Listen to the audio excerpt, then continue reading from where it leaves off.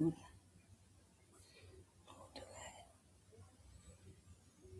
to share.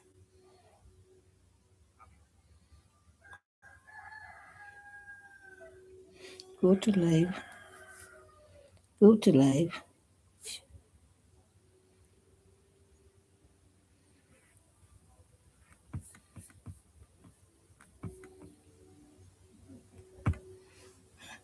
Right. Go to live.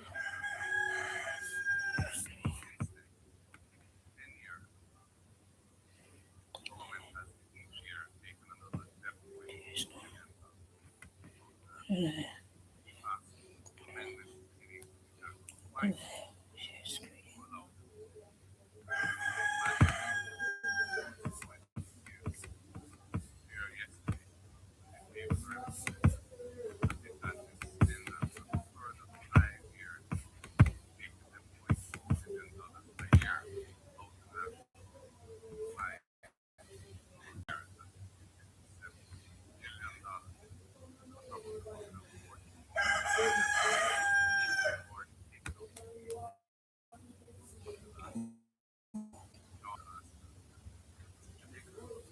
Order. People like us were never protected from raw power.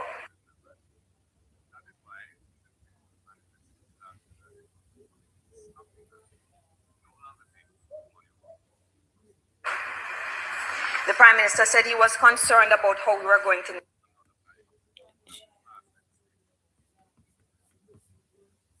navigate this space and do more than just survive,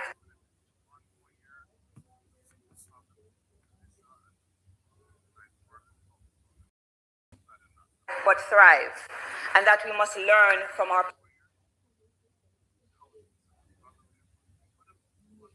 past to do so. He tried to give us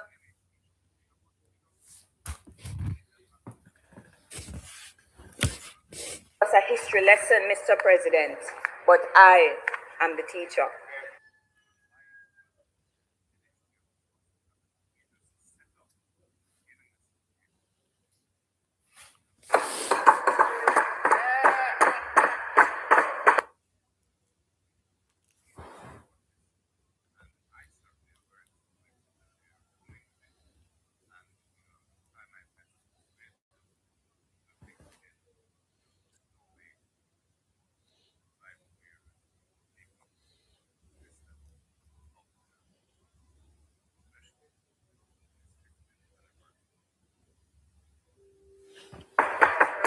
Mr. President, we on this side know where we are coming from as a people. We know that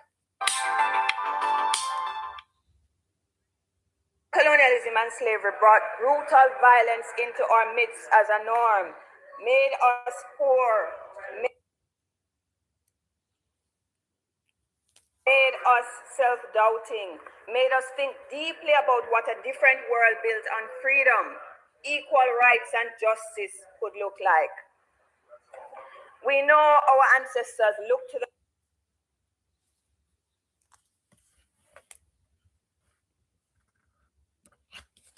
the mountains and knew if they could make it to the top, they would be free. In other words, they always had sight of a better world.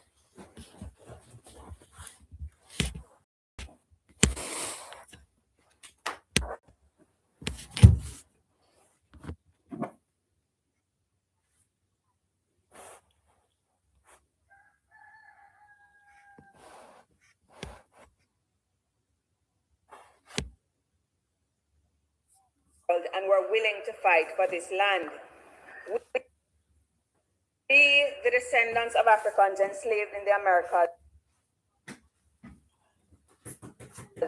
know that the road is long and rough.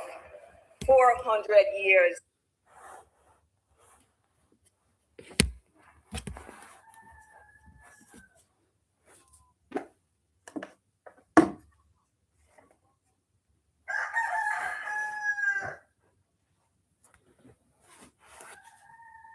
Mr. President.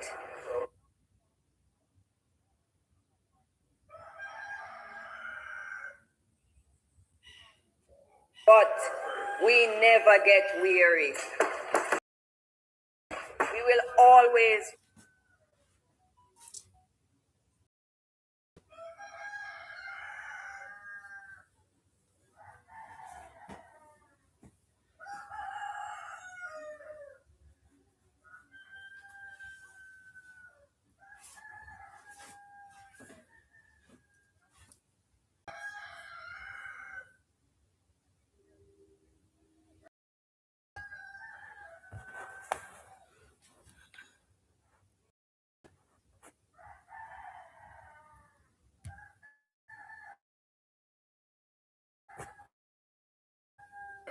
What side of history are we on? Jamaican people must at this time ask themselves, are they on the side of justice, propping up the powerful and hurting the weak? Mr. President, the PM likes to engage in revisionist history. Mr. President, plain Jamaican language, him like make up things. He suggested that Michael Manley mash up Jamaica, but we must mash down that lie.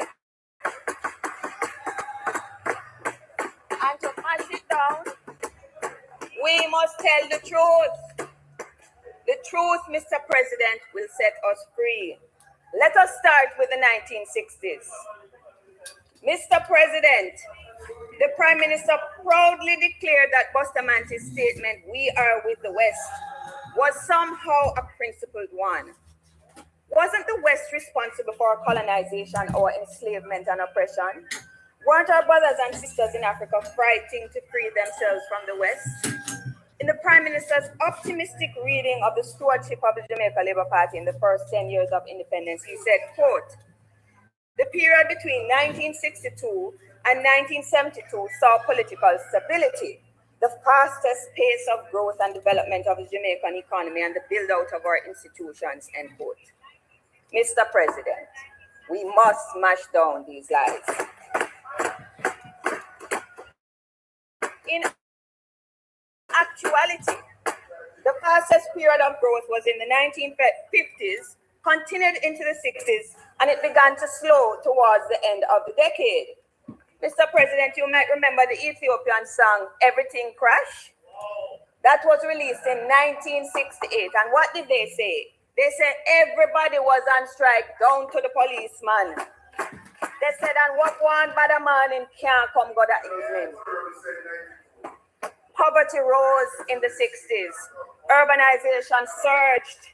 And between 1962 and 72, unemployment almost doubled, rising from approximately 13% to 22%. People lacked piped water. Illiteracy was at 53% in 1970. No black person could work as a teller in a bank. People lived in squalor and had little access to decent housing. Yes, this was a time of growth, but more critically for the descendants of Africans enslaved in Jamaica, it was a time of great inequality and impoverishment. The 1960s were a turbulent political period which saw black people shut out of power. In 1963, Bustamante sent the police and the army to hunt Rastafarians in what became known as Black Friday. They were tortured and killed, Mr. President. Bustamante banned black nationalist books, including Black Beauty, and his successor, Hugh Shearer, banned Walter Wadley for what he called bringing alien black power ideologies to Jamaica. And when the youth rose up, marching from the University of the West Indies to Jamaica House and were joined by the downtrodden along the way, Shearer turned the police on them. 1 minute. Mr. President, I know you to be, I know you to often give us some latitude in our debates, and I acknowledge that the speaker raised a point from Prime Minister's presentation, but I do believe she has gone far and wide. We're now in the 60s. My point of order is that it's not relevant. It's not relevant. I'm explaining the basic of my point of order, Senator Scott Martin, which I'm entitled to. It's not for you to say what's relevant. Not for you to say that. Continue. It was the 1960s, Mr. President, when the then Minister of Development, Edward Seaga, built housing in West Kingston for his people.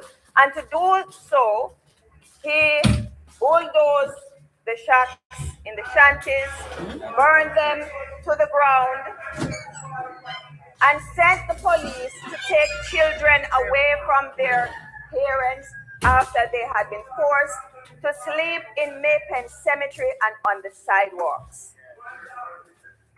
The irony, Mr. President, is that the beneficiaries of this displacement and violence who loyally defended the Jamaica Labour Party under Garrison politics would later become victims of state violence. We cannot forget the 2010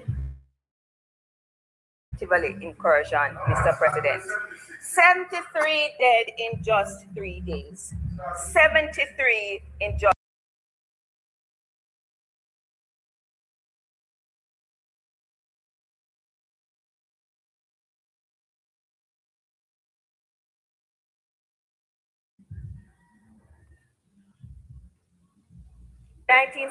have anything to do with the violence. Yes, Senator Sinclair. I am raising, and you did not rule.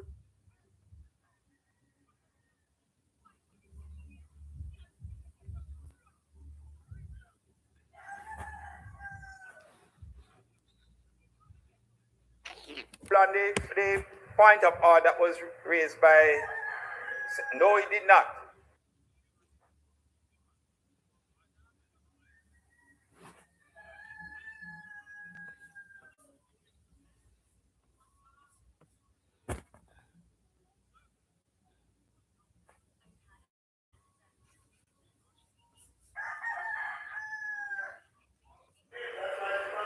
No, Senator, I'm raising it again. I'm raising it again, Mr. President. That we are here debating a bill that is referred to as an act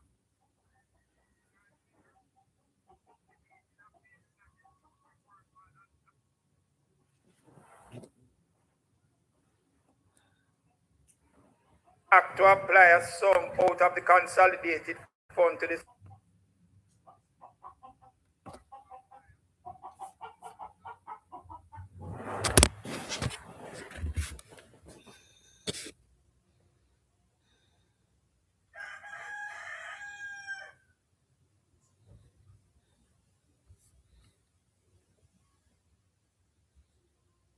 Service of the year ending on the 31st.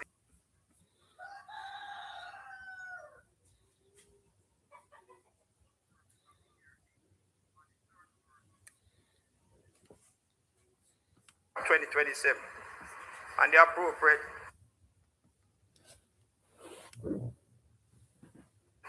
and to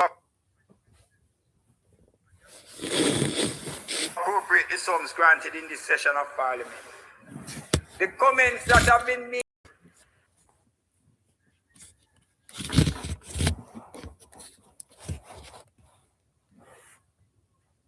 by the learned senator across the floor when she says she's a teacher.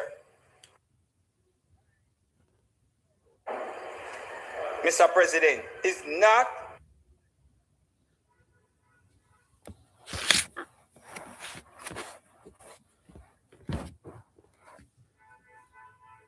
relevant to the bill that we have before us.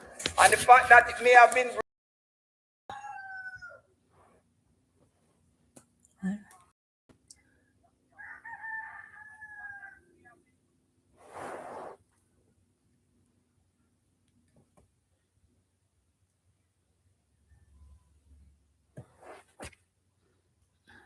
or comments made in the, this is another place.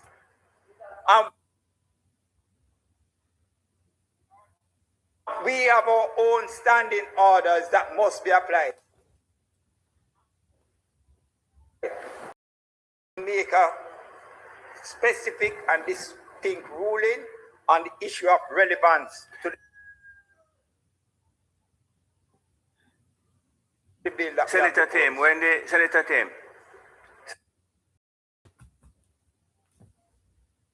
Senator Tim, when the point of order was raised by Senator Golden Campbell, I didn't make a ruling on it because I thought that you would have taken just a guidance from it. I'm going to ask that you specifically deal with the legislation that is before us. The history lesson we appreciate, but you need to stick to the legislation before us. And once again, hear what I'm telling you. Ruling, I'm giving you a little advice, but if you continue, I will have to make a ruling on it.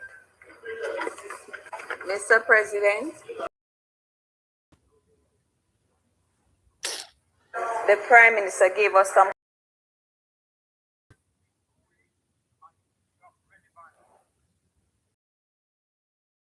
I thought it important to,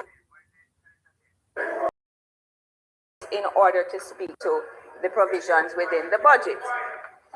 And the context is very important to understanding where we are today.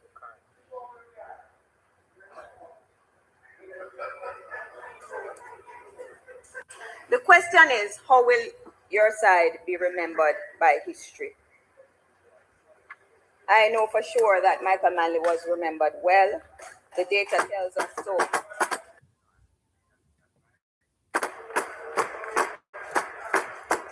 Three years after he died, people in this country said he was the Prime Minister who had done the most.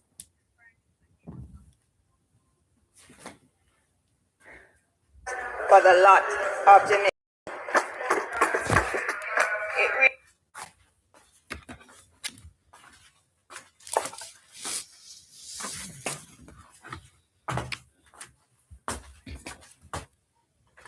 Really strikes us, and we have to ask why the Prime Minister is so concerned with Michael Manley.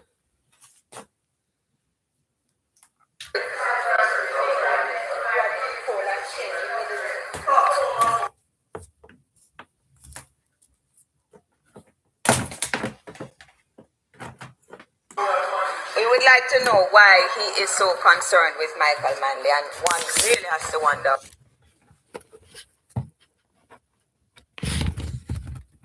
whether the Prime Minister bad mind Michael.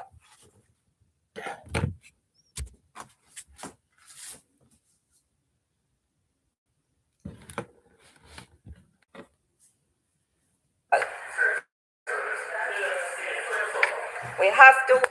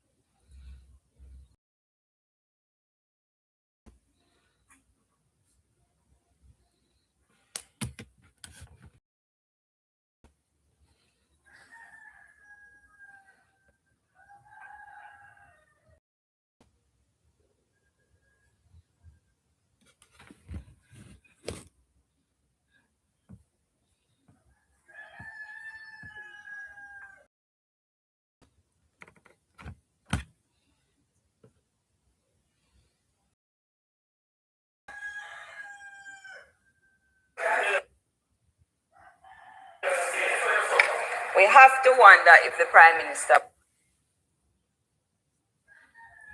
bad mind Michael. And I really have to say one thing. And that is that he should take his mind off of Michael so that we can talk about the present.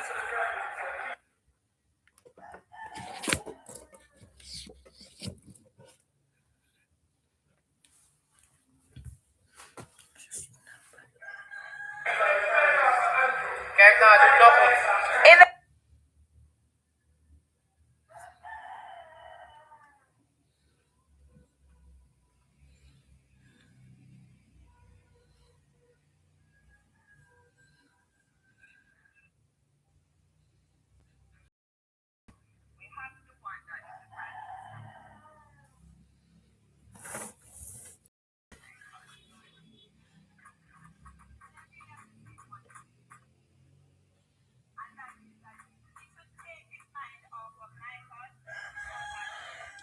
Good.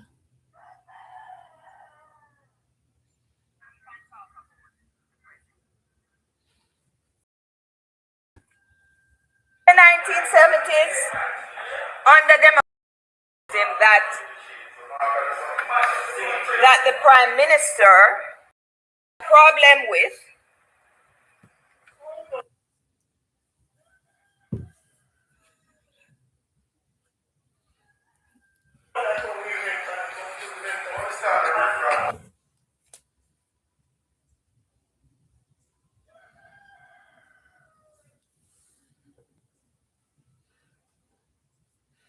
Boy.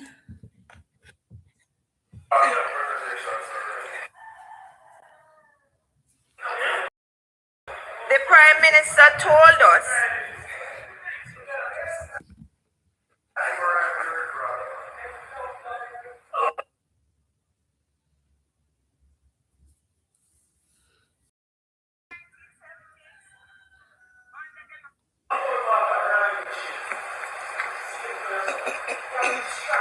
I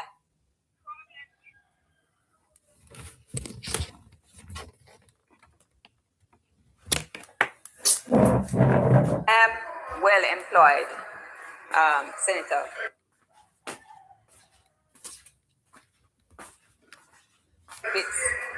I don't need to sing for my supper. I don't know about you. Stop your noise. Stop your noise. Talk too much. Stop your noise. Senator Tim, do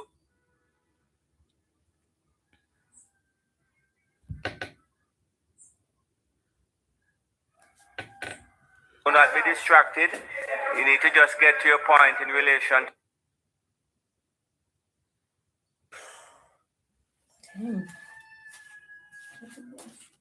to the bill before us, and let's Right. move on.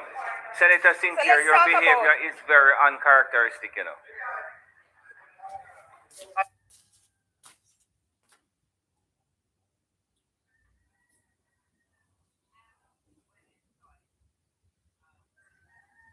Someone Or who it is wants to be very well president of the characteristic. Senate. And you want to be president of the Senate. So let's talk about education, which the Prime Minister in the 1970s implemented. Free education.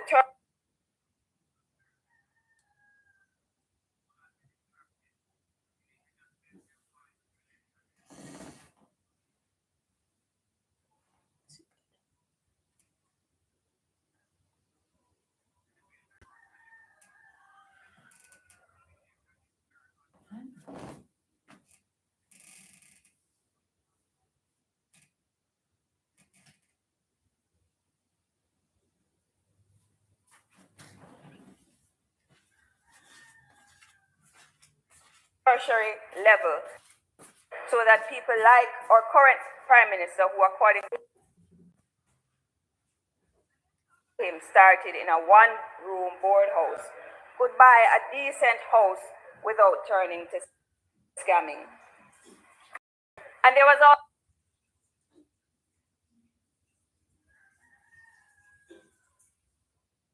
also Jamal, in addition to education that attended to the adult illiteracy that was very high in the 1970s.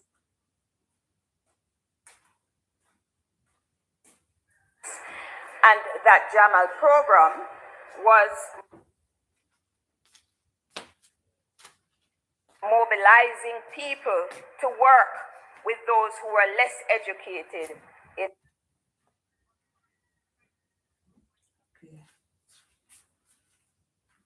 order to improve them. That was democratic socialism.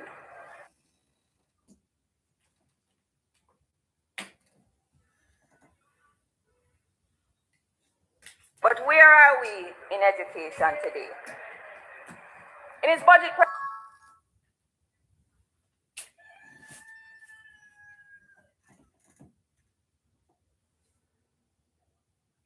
presentation of opposition reminded us that, quote, a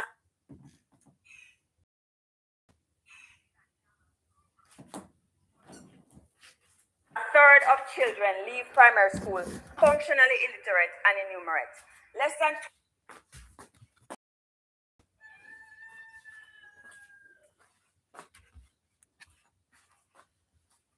20% of students get 5 CSEC subjects in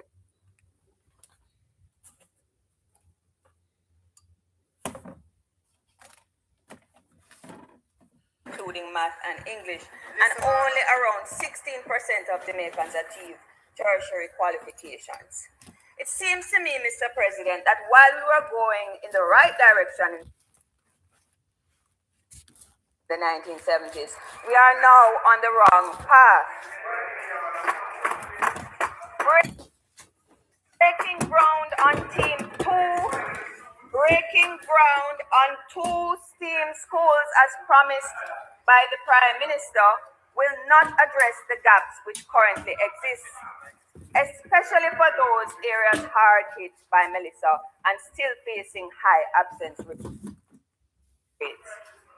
STEAM is an approach to education.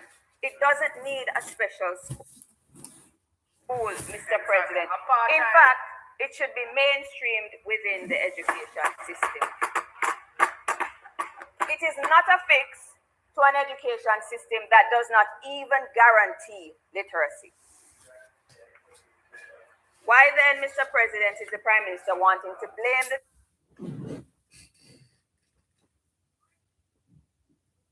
challenges of Jamaica today on the 1970s when so much was achieved for working people? In Jamaica today, you talk about the NIR, you talk about macroeconomic indicators, but what do those mean for ordinary people? In the Jamaica being built by the current administration, macroeconomics are said to be great, whereby 2030 should be the place people choose to work and build families. Women are refusing to have babies. Mr. President, you would recall the Prime Minister's recent call for the diaspora to come and fill the population gap. The Health Minister, who is overseeing the destruction of public health, reports dramatic increases in substance abuse since 2016, and deaths by despair to suicide are on the rise. Hospitals have no beds,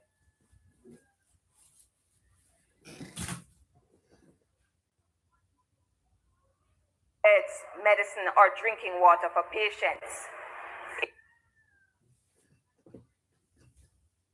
If water was so cheap, why isn't it available?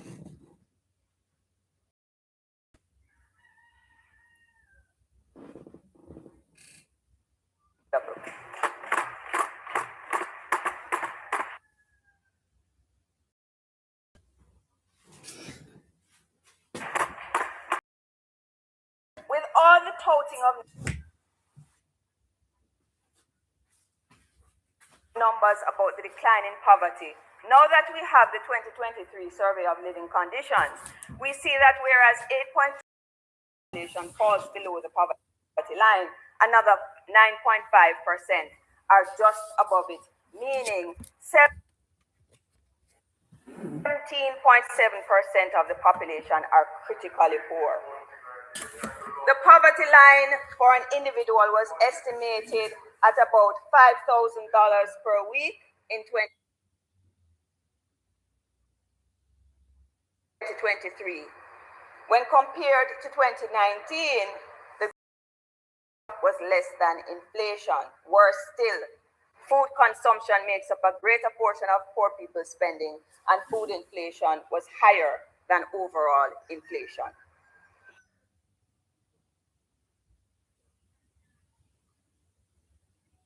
In the world built by this administration, are luxury apartments all about, high into the sky and way beyond the reach of the majority, the middle class included.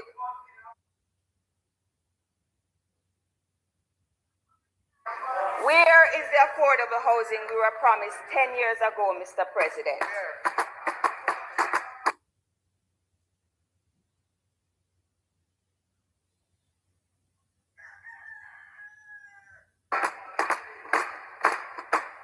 Senator Hill speaks of productivity, and Senator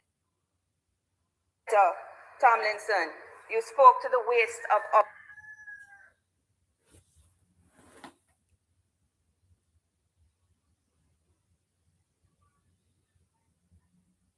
hours that people spend in, and you suggested that they have blue light credit.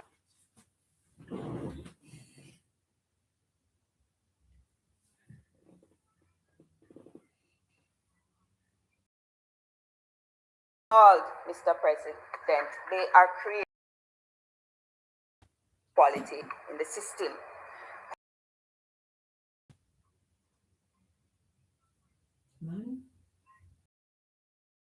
And inefficient. People cannot afford nutritious diets. Hotels and private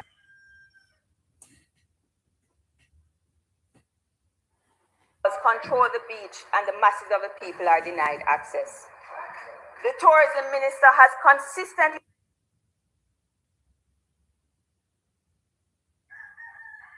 boasted about the success of tourism, yet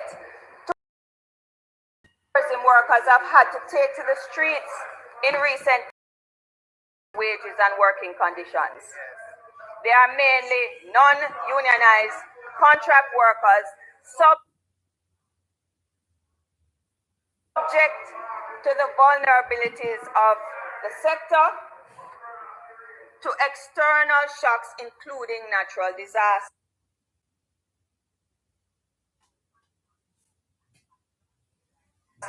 How does this budget fix these problems? It doesn't even start, Mr. President.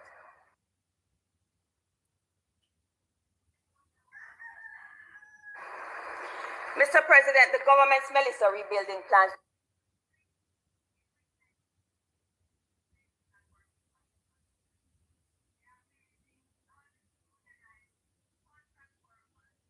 do not mean that things will be changed in the interest of the people.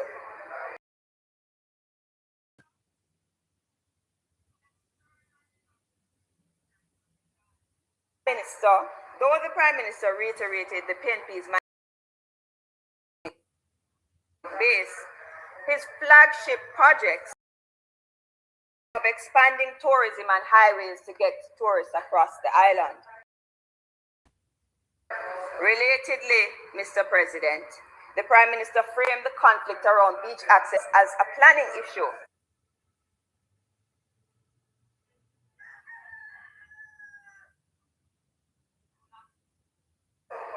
But this is not a planning issue. It is a structure of the economy and society which the administration intends to intensify. Has overseen the accelerated privatization of coastal lands, and the Prime Minister last week told us of plans to expand that tourism model in the so-called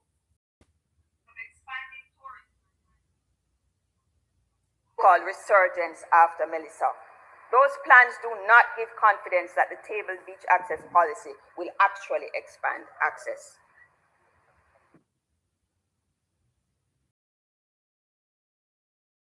Of Black River, and it has been mentioned here this morning.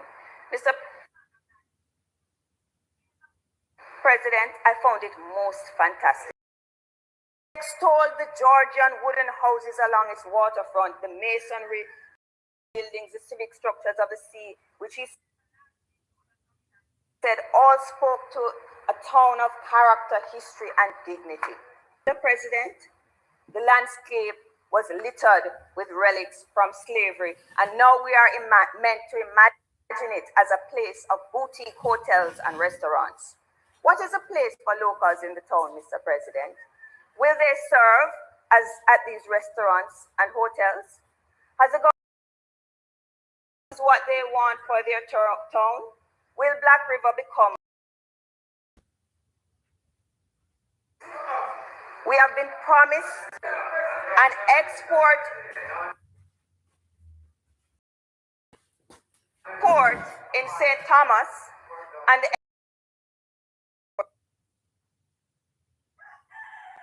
products improve its export capacity for the future. Mr. President, once again, I suspect history will not be on the side of this administration. We are already seeing the effects of the JLP's rule in the form of apathy. Under this administration, the worst voter turnouts in Jamaica's electoral. We have, since 2020, effectively had a government in power with a minority of the having voted to bring them there, and you celebrate. Civil people are afraid to speak against wrongs committed by the state. When they do, they are called terrorists or bad men. It is not only people who are attacked, so too our institutions that uphold democracy, such as the Integrity Commission. Mr. President, the Prime Minister has a mega ministry under him, effectively giving him more power than seen before in Jamaica's democracy. Several times the opposition has had to take the government to court to respect the constitutional provisions of this land.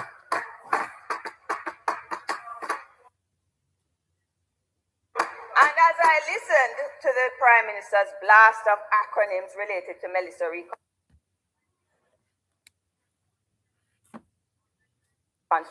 the one called FAST especially raised concerns about accountability and transparency in government.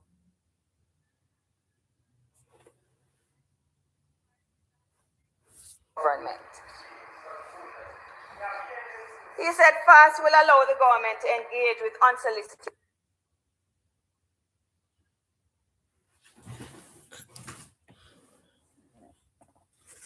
proposals from investors. Would Market Me have fallen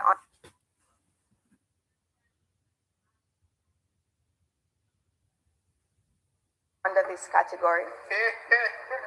I say to the people of Jamaica, we have seen the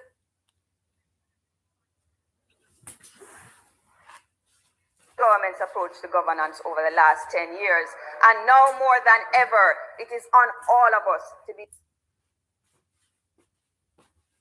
vigilant in giving oversight to government actions.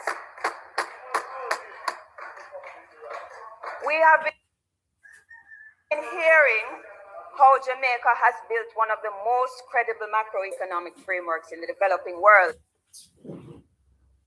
In other words, we might now claim ourselves to be poster boys of the international financial system historically set up to favor the rich. It is this credibility, the Prime Minister said, that secured $6.7 billion in financing after Melissa. How much of this promised package has materialized? The government sent a big delegation to Panama at the end of January to attend CAF's conference. What is the state of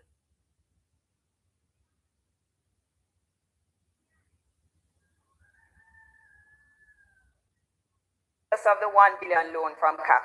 Senator Hill told us that the president of CAF was his friend, and all we had to do was pay to upgrade our membership to get the loan. Well, how is that going, Senator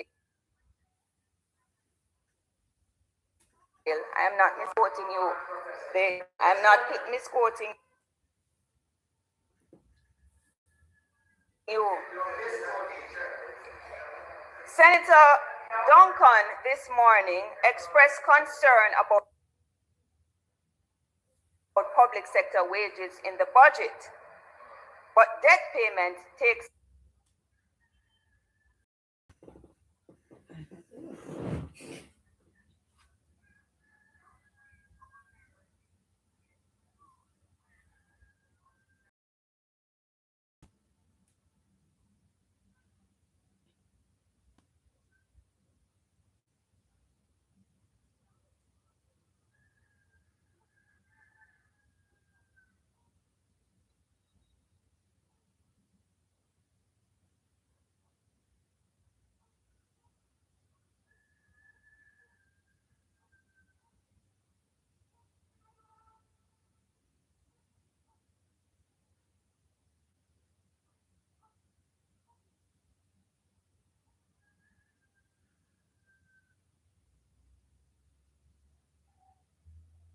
up a significant portion of the budget.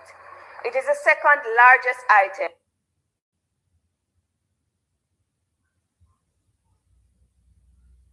at $379 billion.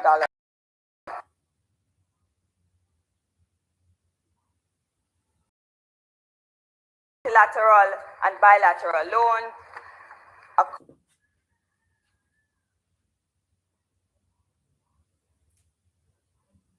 for 28% of total debt.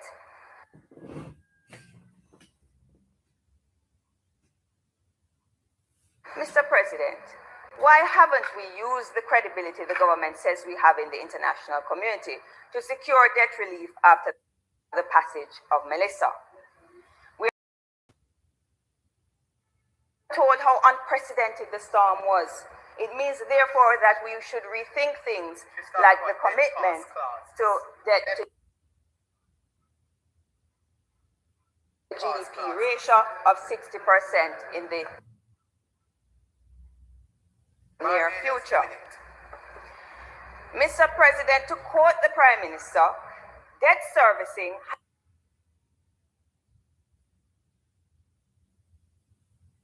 has come at tremendous socio-economic cost to our population, which have borne the burden of steep cuts in public expenditures. Mr. President, the Prime Minister is on record many times calling for the redesign of an international financial architecture that he says is which unfairly penalizes countries like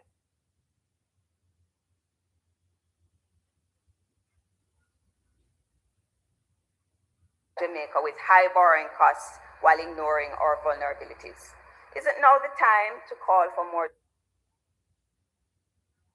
justice, as Michael Manley did with the call for the new international economic order?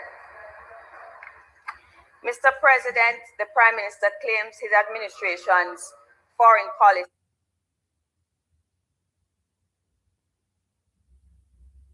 serves our economic interests.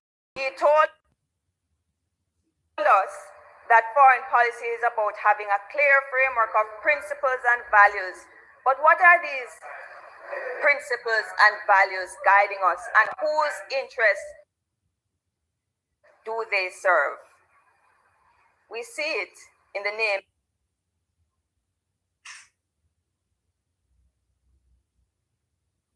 of Professor Peter Blair Henry, in that he is a fellow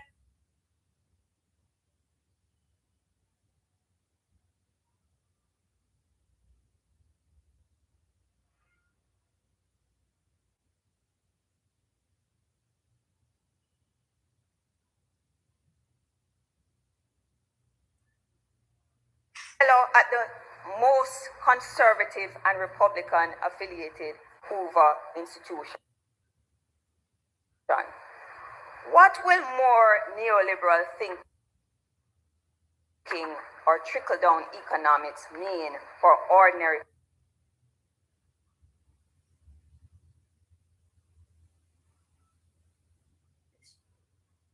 people in this country? Our mission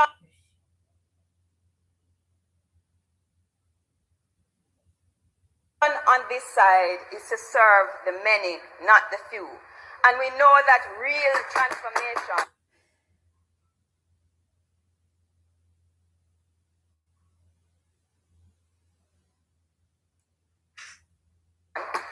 indeed, decolonization is needed to achieve development.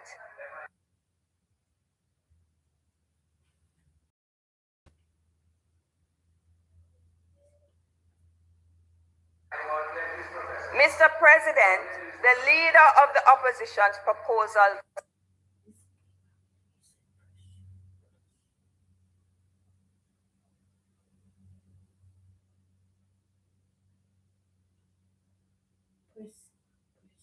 on climate reparations are critical to consider, both as a way to advocate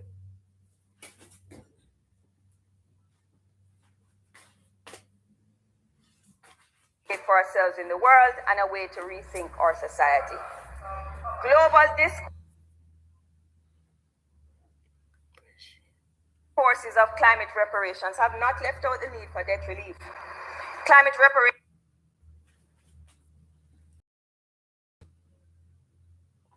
should also be thought of in terms of local inequalities, climate-friendly futures,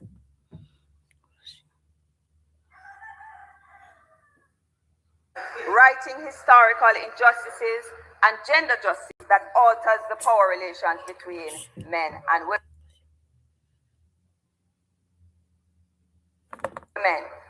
We must be very carefully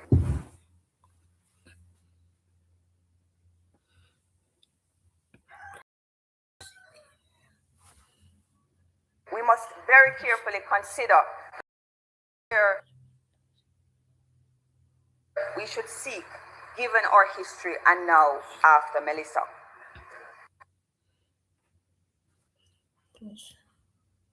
Mr. President, you know how the Prime Minister's speech, and we've heard it repeated here this morning, was titled Resilience to Resurgence. I think we should question the premise. Jamaican people, women especially, know this resilience argument well. It tells them to go on, hold the fort because it's tough. When you can't take licks, when you're resilient. It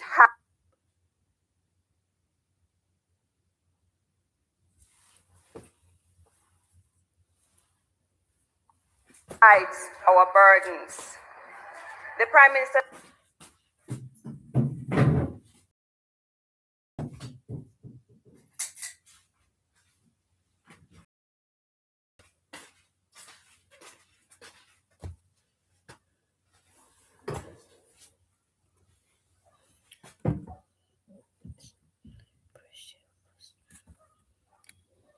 said resilience is defensive.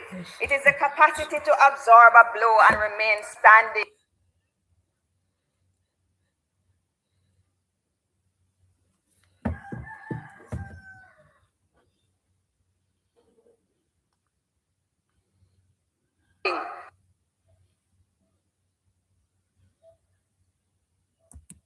Resurgence is forward leaning,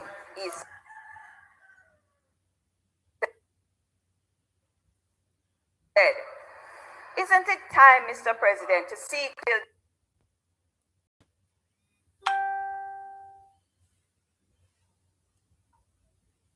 the world where people, women, are not taking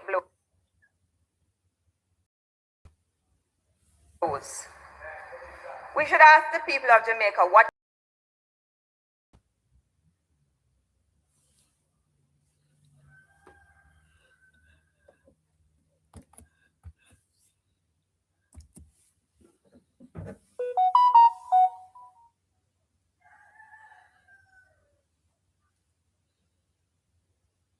the future they want to lean in. It must be clear, a nation is not built with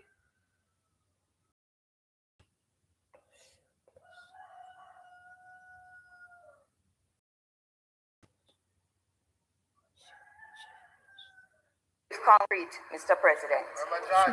When do we get to focus on repair of a different nature? When do we build back differently? When do we hear a Prime Minister speak of care work as a building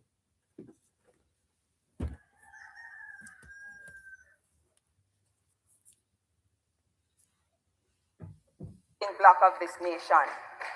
The teachers, nurses, doctors, mothers who do caring work, those who feed us should be at the center of our agendas. Over and over in budget debates and in the public, this side has called for the government to provide cushioning to the people. The Minister of Finance closed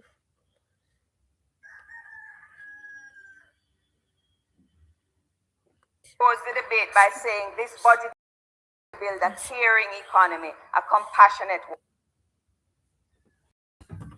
one. Clearly, this was just a soundbite having nothing to do with reality. Yes.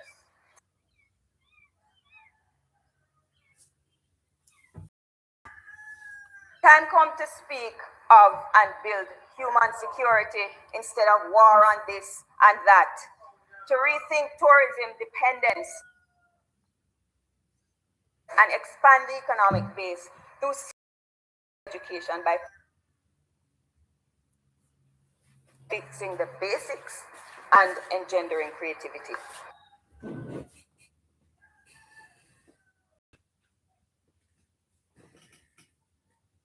Moving agriculture to agro-processing and towards food security. Using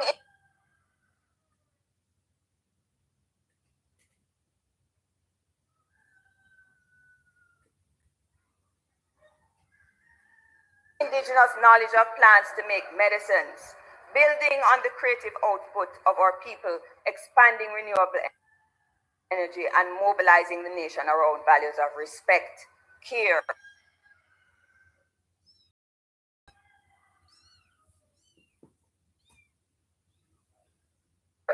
brotherhood, and sisterhood. If it please you, Mr. President.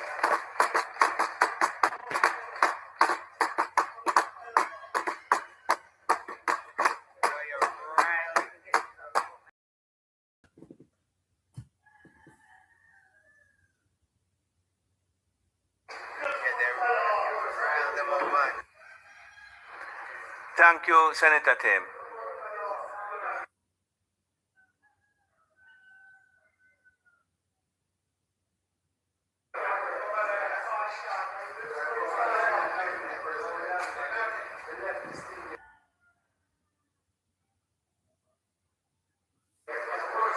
Senator Gill.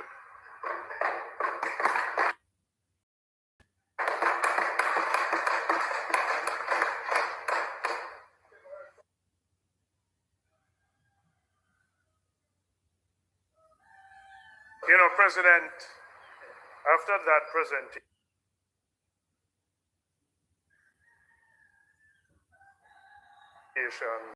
call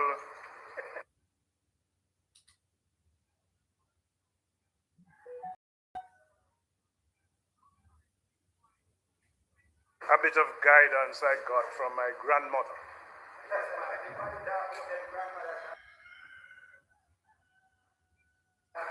She said to me, you know, be aware of, because your past determines where you are going. But don't be fixated on your past. Concentrate more on your future. And that is what this administration is seeking.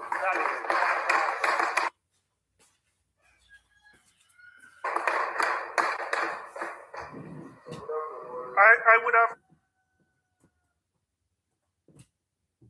also heard the using of the name of Sir Alexander Bustamante.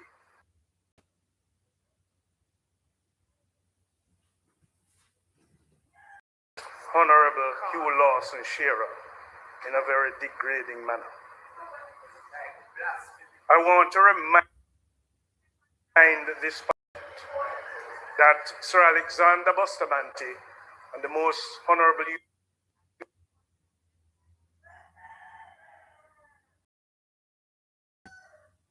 Shearer have been the architect in this country. And so today I rise to make my contribution to the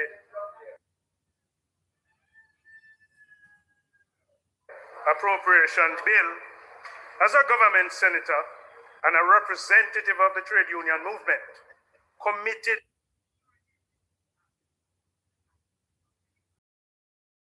interests of the Jamaican workers and the sustainability development of our nation. You know, the Prime Minister in his presentation spoke of a team building forward together. And from a trade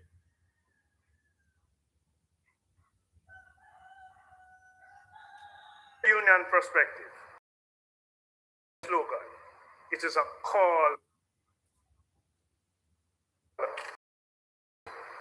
It speaks to a collective national effort to strengthen Jamaica's resilience, to ensure that growth is inclusive, and to guarantee that no worker, no family, no community is left behind as we progress.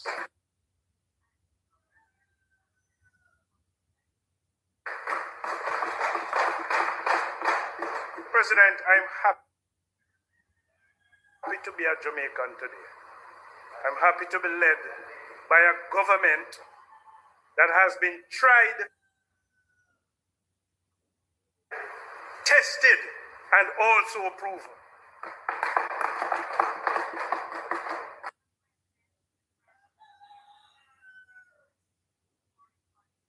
President, central to this vision is the continued prosperity of Jamaica's economy. Economic growth must not only be sustained, but must translate into improved living standards, decent work opportunities, and the prosperity must be meaningful when it is shared. Mr. President, I want to advance certain key pillars that I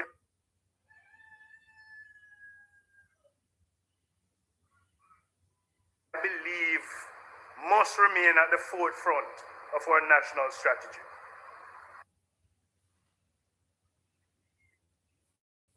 You know, the promotion of an enabling business environment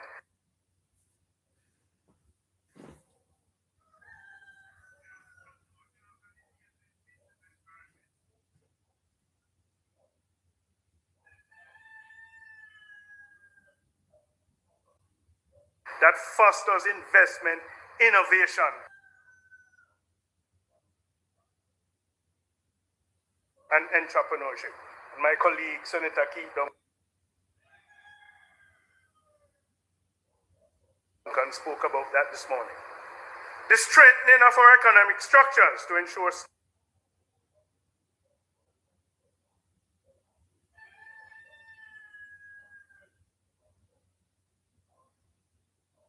stability, efficiency, and resilience.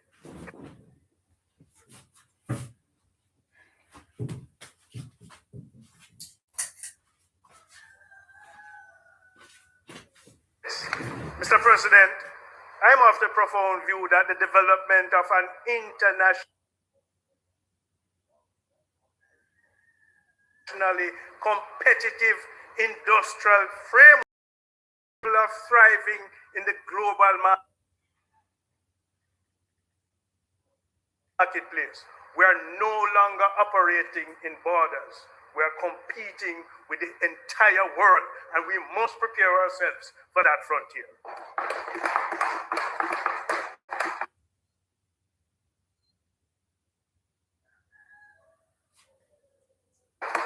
And as a trade unionist, the cultivation of a trained, competent, and productive workforce equipped with the skills necessary to the demands of a modern and evolving economy. Mr. President, it is in this context that I make my contribution today. You know, we must ask ourselves the question. The passage of the budget is very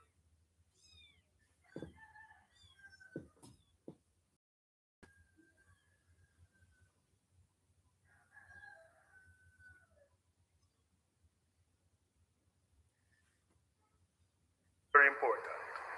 But equally important,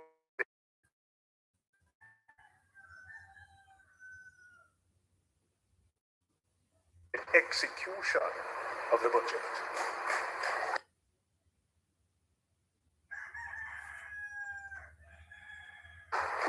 And President, the architecture of Jamaica's public sector, comprising approximately 150,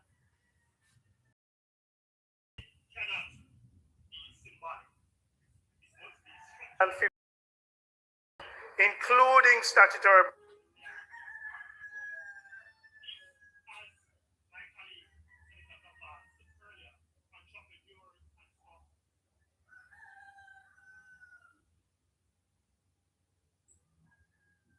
bodies, authorities, and government-owned companies sits at this intended national development.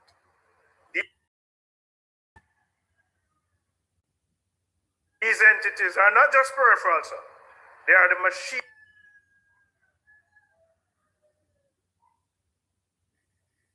through which the policy is translated into tangible outcomes. They regulate, they advise, they supervise, they innovate, and in many cases operate commercially to deliver critical services. It is in this regard, Mr. President, that we have a well-functioning, efficient public sector supported by a competent and motivated workforce. And that is the intention of this administration.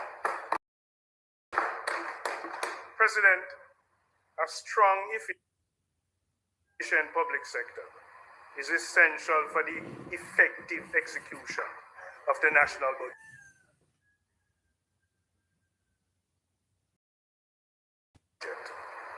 Every allocation made by Parliament must be implemented through these institutions. And if the system is inefficient, if the system is fragmented, sir, if the system is under-resourced, even the most well-crafted budget will fail to deliver its intended impact. It is not our intention for that to happen. We are pursuing on a course of having positive results.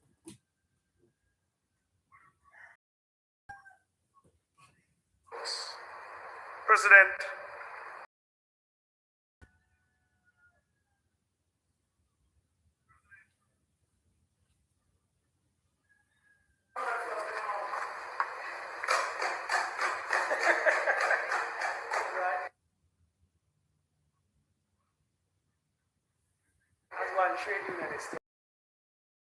conversely, a high-performing public sector ensures value for money, timely delivery,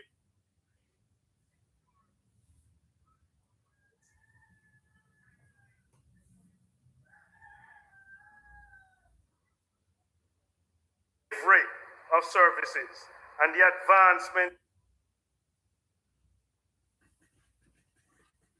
of key national priorities.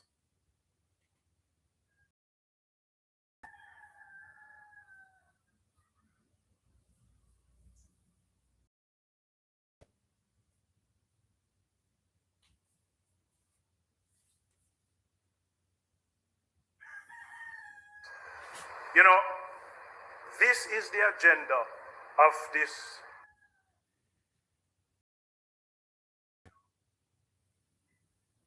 Jamaica Labour Party.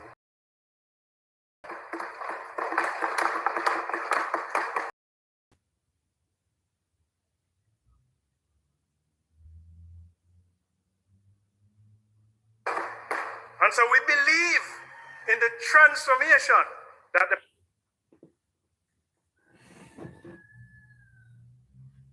Prime Minister spoke about.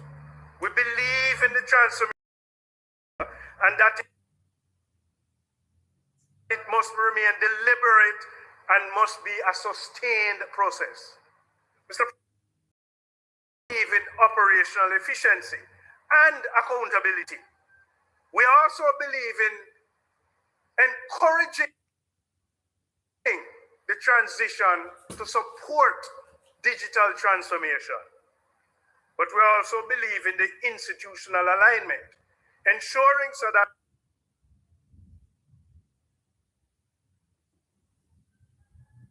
public bodies are fit for purpose with clearly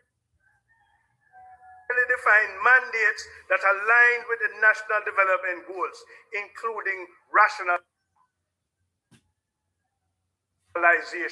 where necessary.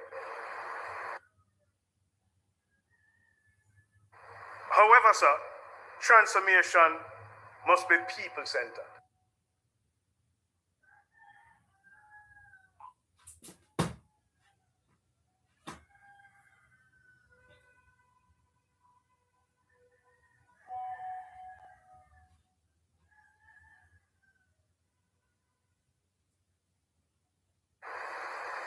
Reform cannot come at the expense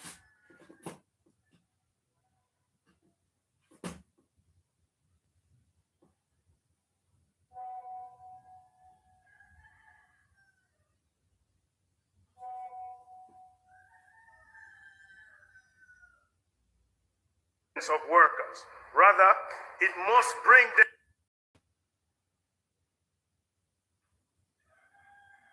them along as partners. So, indeed,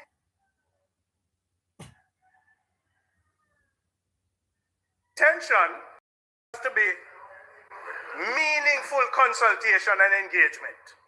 Workers and their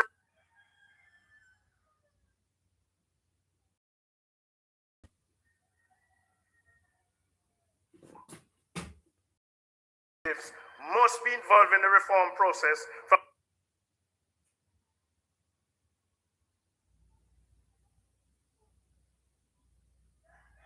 the onset to build trust and secure buy-in. And the private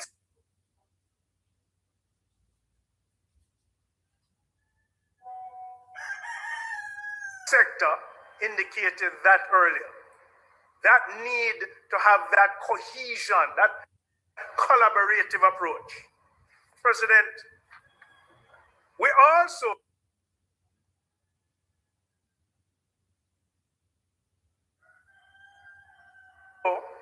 are going to be promoting the most fair and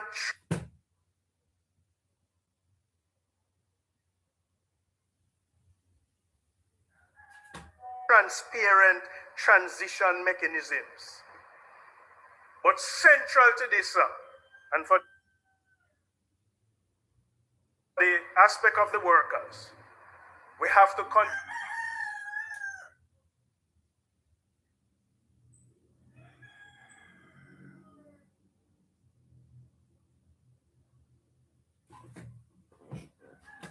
continue to promote and advocate for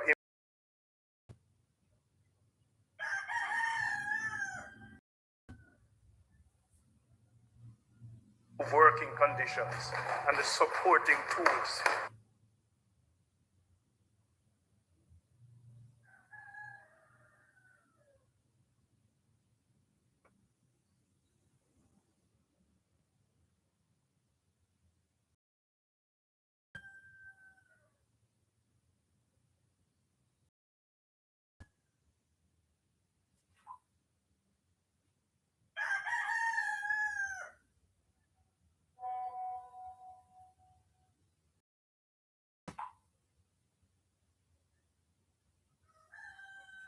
For the working class. Ultimately, Mr. President, a resilient and prosperous Jamaica depends on a public sector that is agile, accountable,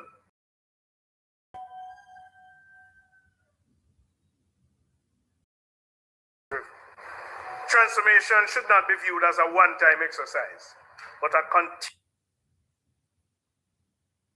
journey, one that balances efficiency and equity, and the modernization with respect for the workforce. So we will continue to invest in both institutional strength and human capital. This government will continue to ensure that public bodies remain capable of fulfilling their mandates and delivering real value to the Jamaican people. Mr. President, I want to talk a little bit about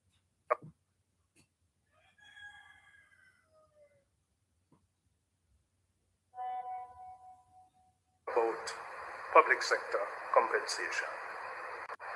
You know, the exercise to comprehensively restructure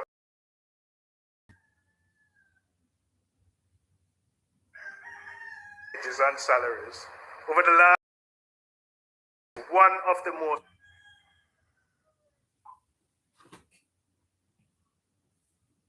consequential reforms undertaken with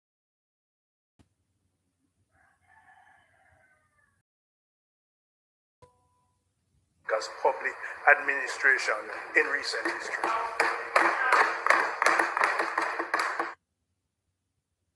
For decades, sir, the wage framework had become overly fragmented, characterized by more than 325 salaries, hundreds of classification levels, and more than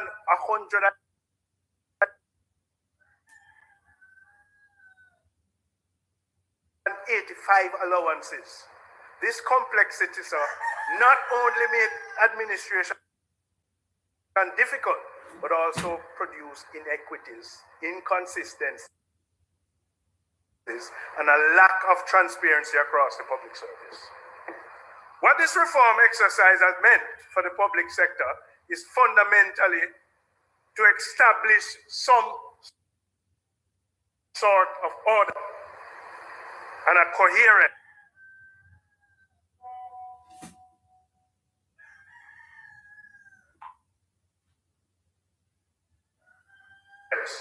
So when we introduce a clear compensation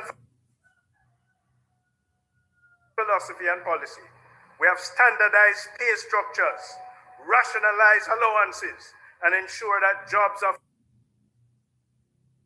equal value are compensated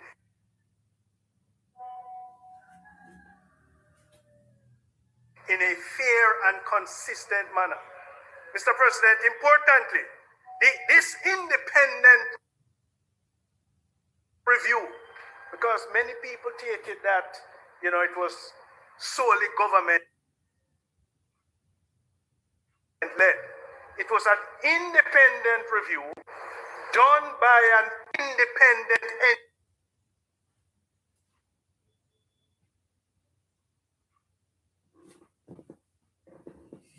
entity.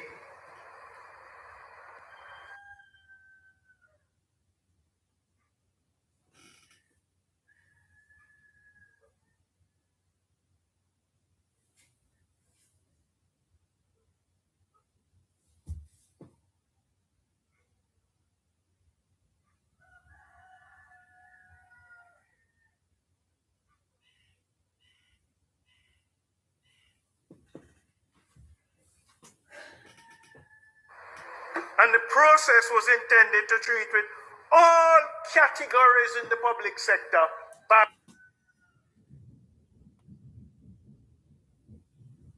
barring none, ensuring that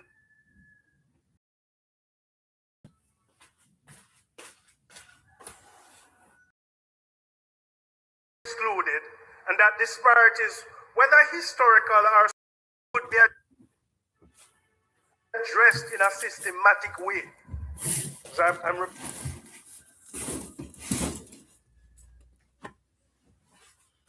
repeating, it was intended for all servants in the public sector, including MPs,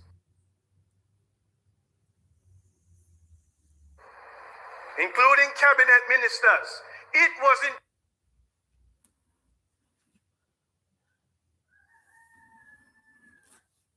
intended for all, and it has delivered in a positive way.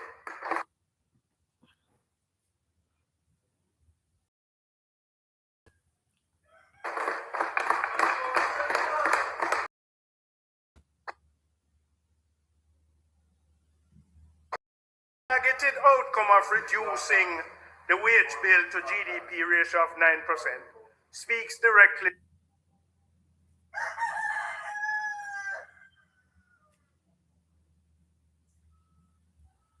to Jamaica's broader macroeconomic stability. A more controlled and predictable wage bill creates fiscal space for investment, infrastructure, social services, and economic growth. And the most honorable Prime Minister, in the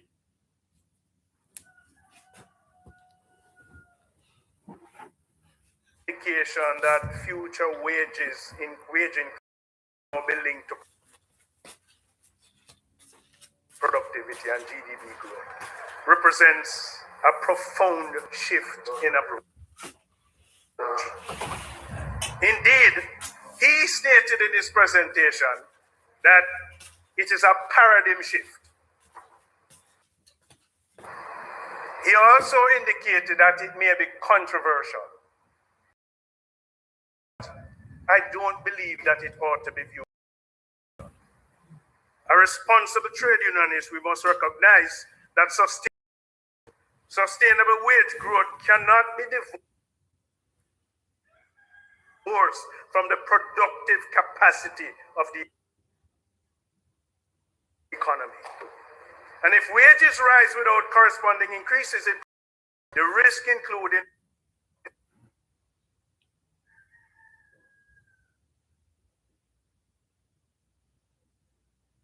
inflationary pressures, fiscal imbalances, and may lead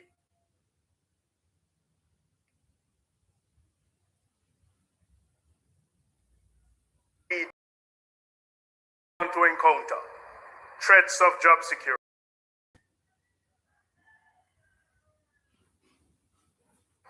So productivity-based pay, Mr. President, when properly designed, is not about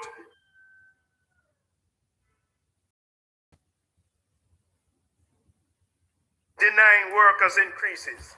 It's about are sustainable, measurable, and shared. And that is why there now needs to be an urgent need to commence some sort of a structured, good faith discussions around productivity-based compensation within the public sector.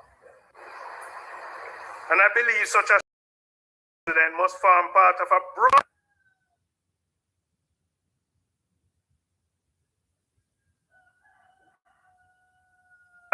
total compensation philosophy, one that includes not just the base pay,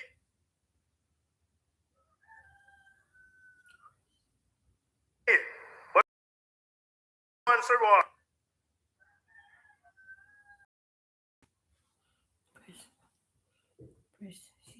professional development, and systems of recognition.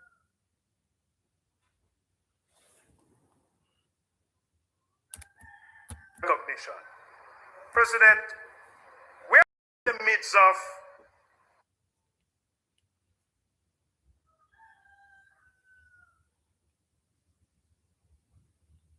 the wage and fringe benefit negotiations. Importantly, the fiscal context within these negotiations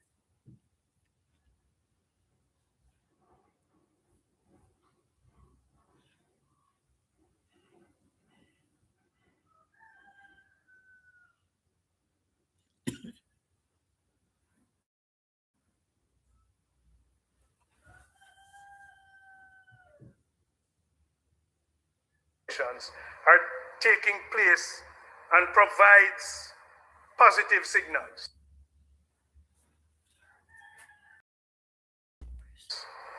as outlined in this fiscal policy paper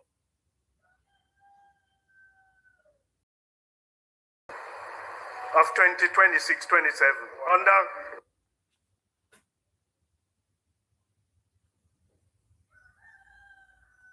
compensation of employees, part 3, page 21, the allocation of 555.2 billion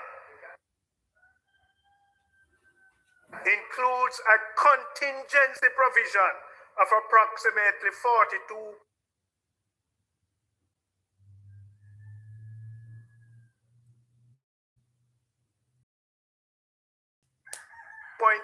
billion under the Ministry of Finance.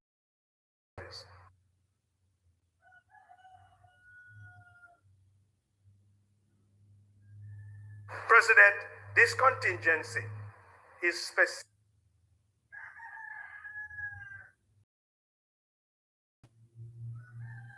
specifically intended to address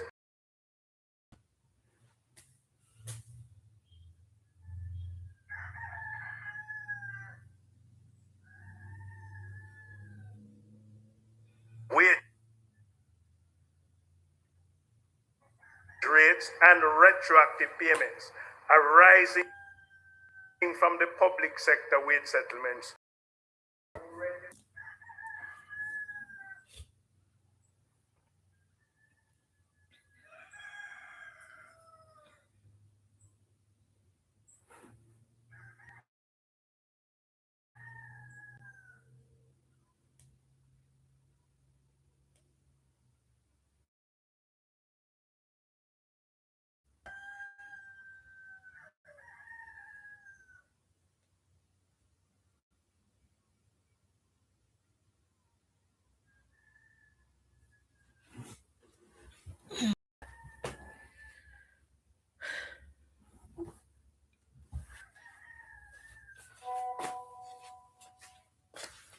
But from a trade union perspective, sir, at the bargaining, this is a significant encouraging development that the government has not only anticipated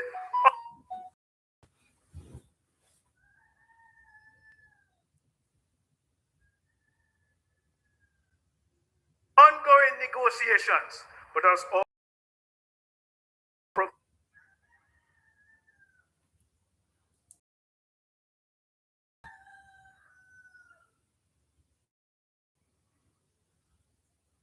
visions to support their outcomes.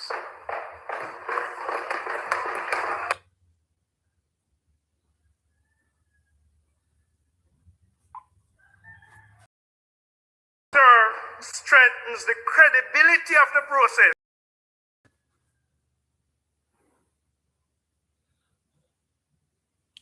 and provides a measure of assurance to workers that negotiated settlements can and will be honored.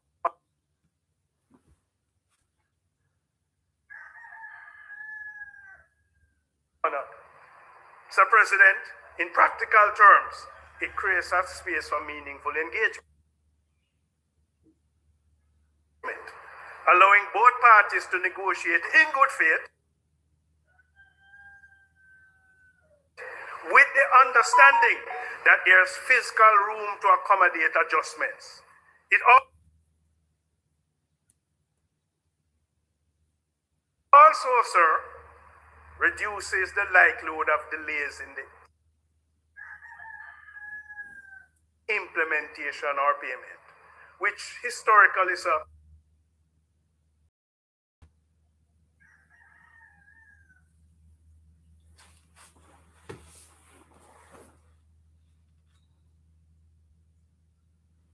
has been the source of frustration for many workers in the past.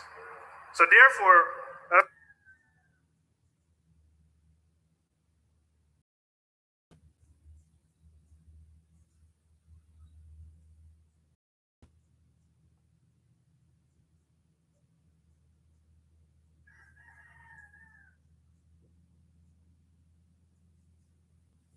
trade unionists, we must approach these negotiations not in opposition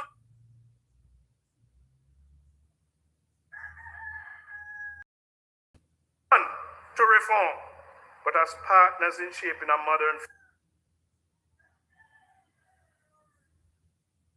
fair and sustainable public sector compensation system. One, sir, that balances fiscal responsibility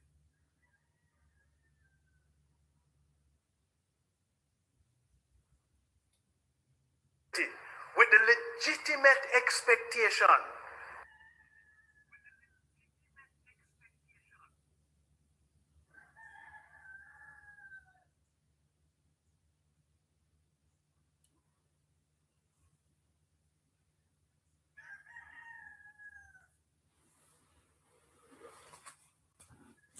Damn.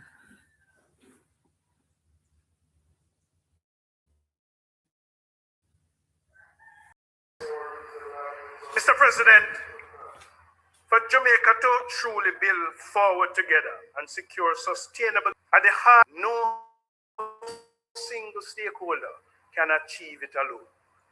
Government cannot do it alone. The private sector cannot do it alone. Labor cannot do it alone. Civil society cannot do it alone. Any sustainable progress comes only when all stakeholders are aligned and working together with shared national goals. And if we are serious about strengthening partnership in Jamaica, then we must move beyond the rhetoric to action. This government is serious about partnership. President, as part of the partnership, we must institutionalize and promote social dialogue at our levels.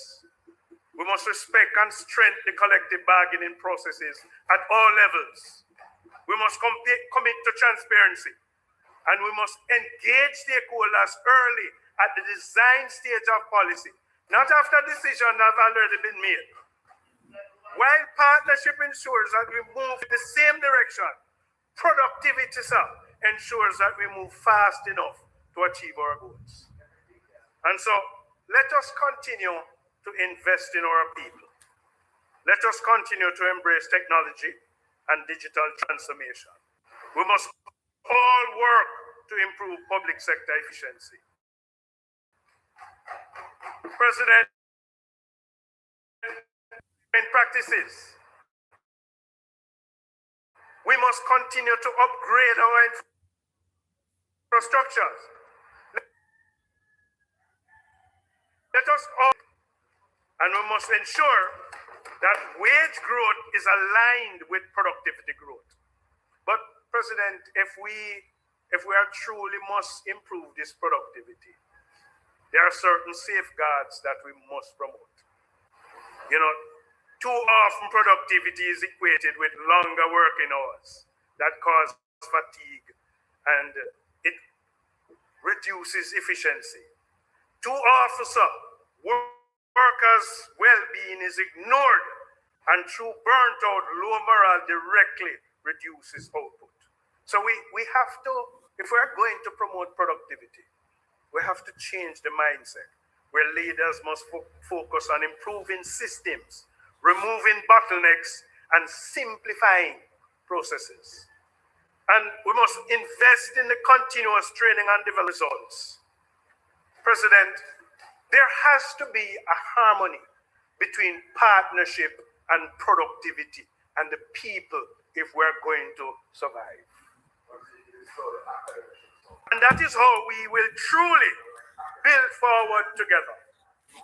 President, you know, in closing, I take this opportunity to commend the government and in particular the most honorable Dr. Andre Holness for the compelling and forward-looking presentation under the theme, Building Forward Together from Resilience to Resurgence.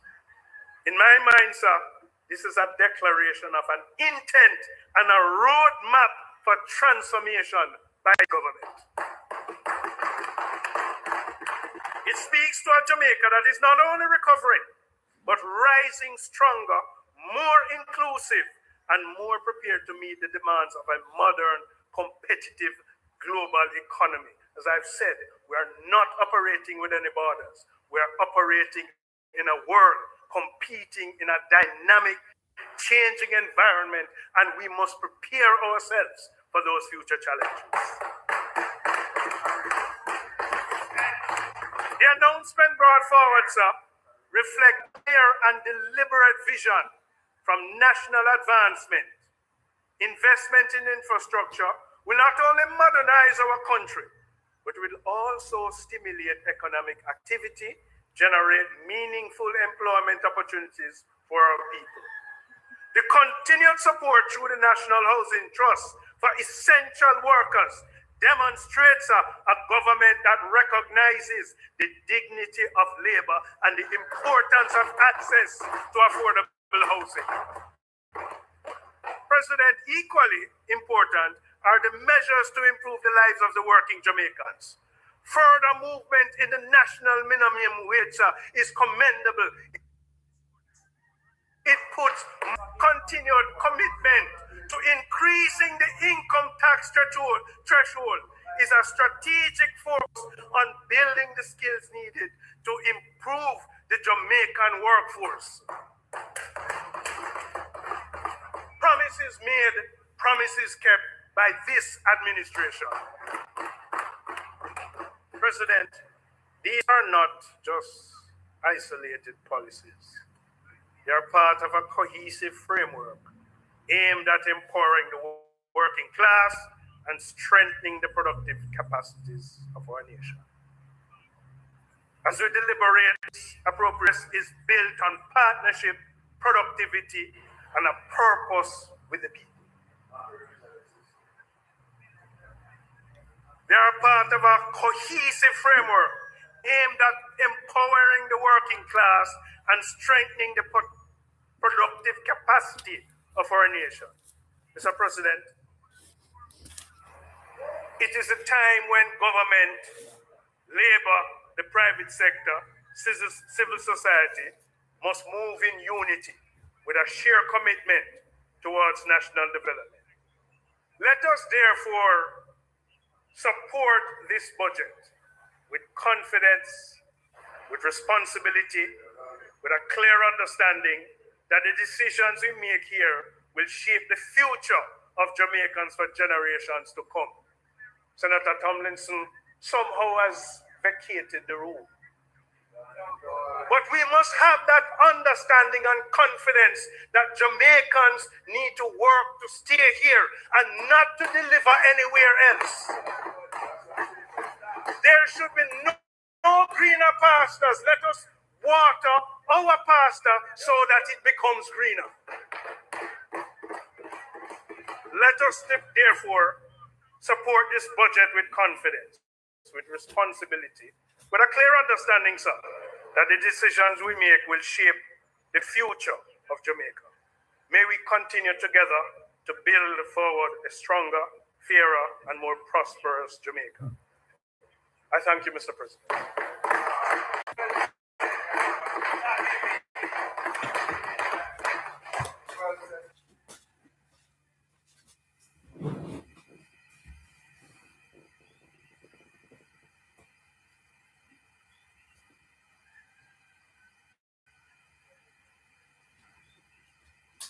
Thank you, Senator President General Gale.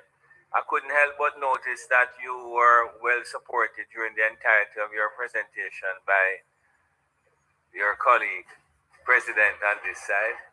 I hope, I was just going to say, I hope that you support Senator Brown when his time comes. Senator Bernard, welcome.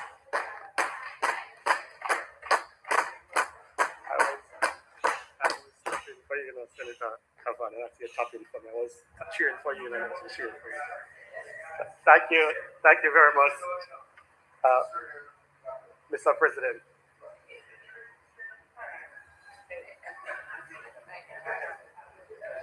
Thank you very much, Mr. President. I was just saying that earlier, Senator Cavan Gill and I had a conversation, and he's dapperly dressed. And I was tapping for you over here, looking for the reciprocity. My good friend, Senator Cavan. Mr. President, as I rise to make my contribution to this budget debate, I do so with a sense of urgency and responsibility, mindful of the real conditions facing Jamaicans across this country. At face value, Mr. President, this year's budget seeks to project market confidence and fiscal discipline. However, beneath it lies a continuation of routine fiscal practices with insufficient effort to drive the kind of broad-based, inclusive economic growth that the moment demands. For many communities still struggling in the aftermath of Hurricane Melissa, this budget does not read as relief. It reads as neglect.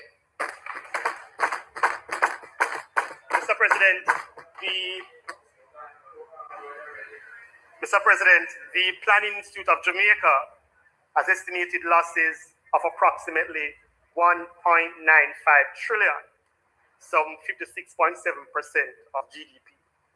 This is not a marginal shock. It is a national economic rupture. A budget presented in this context must do more than maintaining stability. It must actively rebuild livelihoods, restore productive capacity, and expand opportunity, particularly in the most severely affected parishes.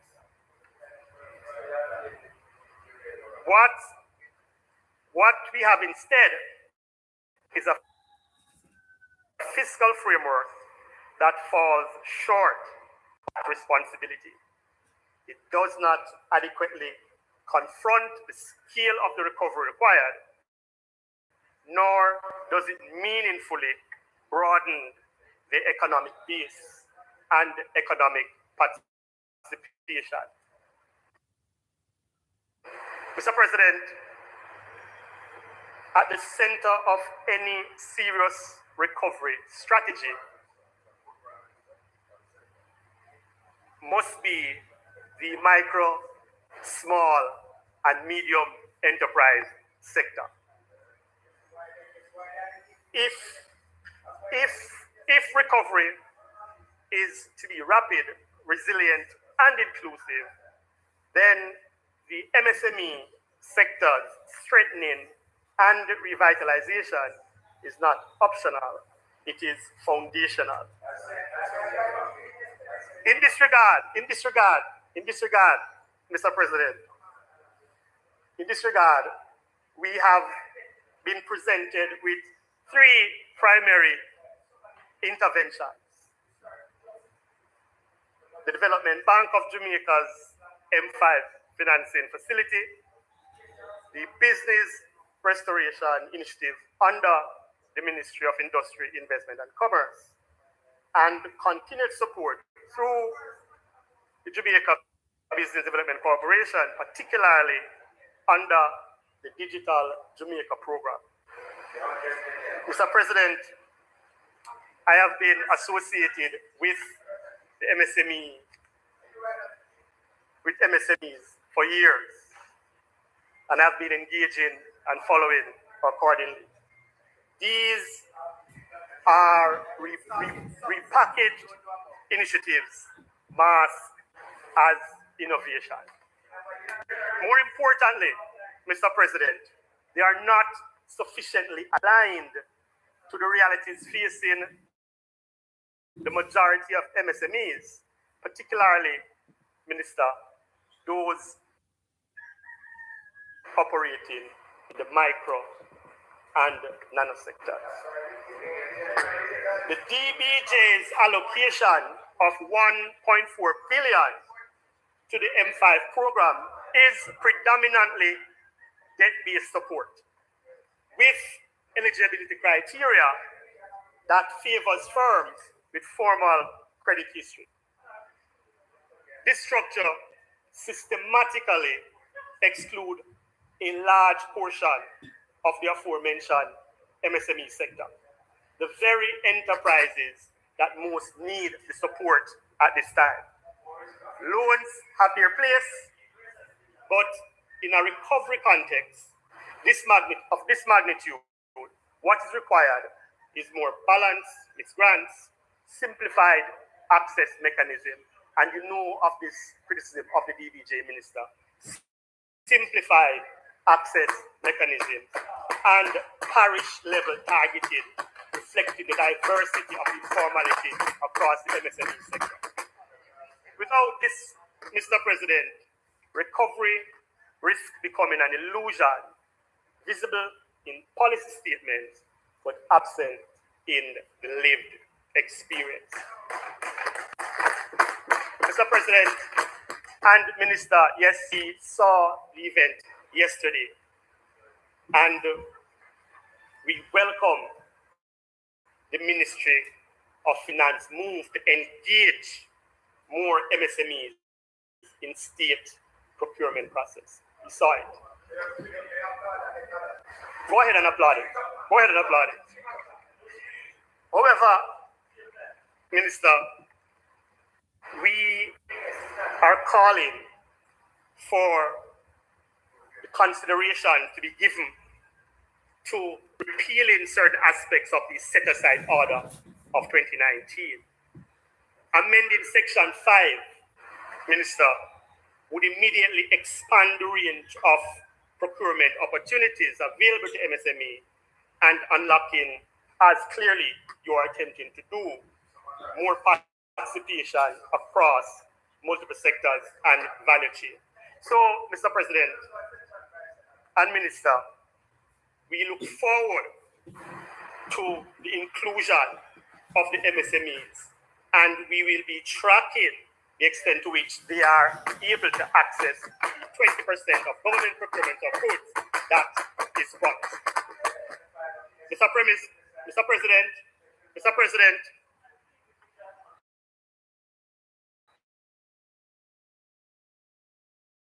turning to the we have seen, Mr. President, I am expressing some concern. What has been presented as an innovative response appears in practice, as I said earlier, to be repackaging limited interventions that are lacking scale, coordination, and measurable impact. There has been no clearly articulated parish-level recovery framework. We have sat here and we saw a case study of border multiple times, and we commend Sean Paul for the initiative, but we expected that a ministry with the acronym Industry, Investment and Commerce would have led that initiative. At that time when the Ministry of Investment, Industry and Commerce should be leading the recovery effort, there's a perception, Minister, and I'm saying this to you, Minister, there's a perception at a time when the ministry should be leading, there's a perception out there that it is operating without sufficient strategic clarity. Recovery cannot be symbolic. It must be structured, measurable, and responsive to the realities on the ground. If, as my colleague Senator Cavan said earlier, entrepreneurs and small businesses are to lead, we anticipate that a lot more will be coming out of the Ministry of Industry, Investment and Commerce, and a lot more is expected. So I'm really, Minister, telling you what some of the sentiments are. You cannot be parading border as the success story. You have to see more than that, Minister.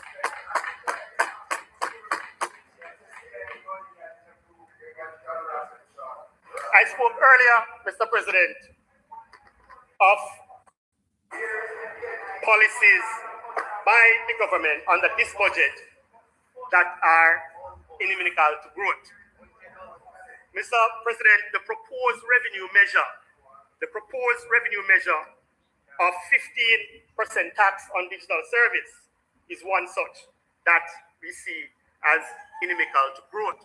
On the surface, this is presented as an effort to level the playing field for local providers. But in practice, it risks undermining one of the very pathways through which MSEs are attempting to grow. Over the past year, under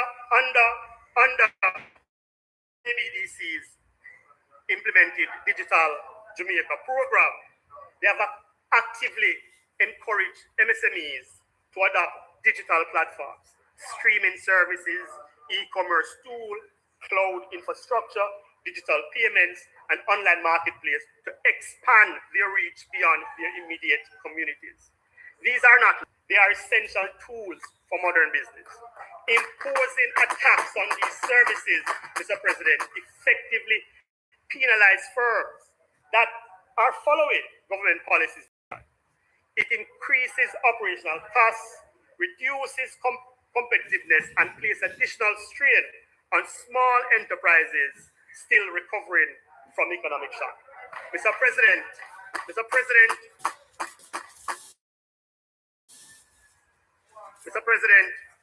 if our objective is to broaden the local economic base, then we must be careful not to tax away the gains we are trying to create. Mr. President, as it relates to the MSME sector, the budget does not deliver economic transformation. It does not expand opportunity.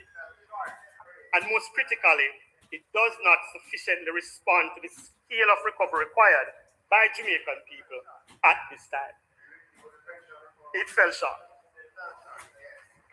Mr. President, we have been hearing throughout this budget debate and indeed seen in the media plans being put forward by this government for mega projects. These were announced by the Prime Minister, and what we have noticed, Mr. President, is that the significant majority of these mega projects are primarily coastline development. We would have heard some in this house earlier: Black River, Falmouth, Portland, St. Thomas, and Montego Bay. Yes, Senator Sinclair, you know where you're going, and I'm going there because you and I are support. At that time, I was in the country, Mr. Sinclair.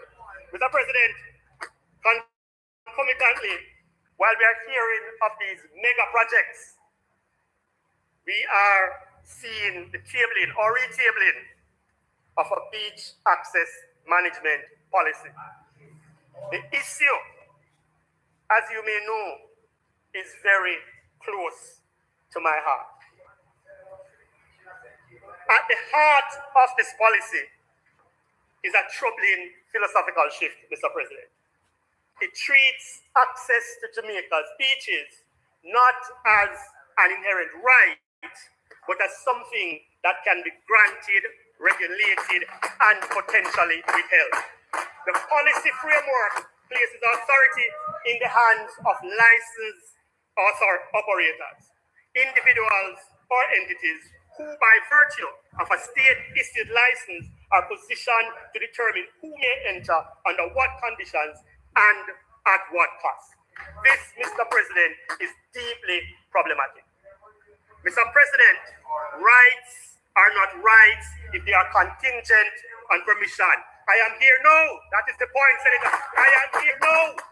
And you and I will be Montego Bay. You come face the people about beach. I am here now. And you and I have to face the people in Montego Bay. Let us start then. Mr. President, rights are not rights if they are contingent on permission. They are not rights if they can be revoked by those who control access. The foreshore bylaw and by principle is held in trust by the state for the benefit of all Jamaicans.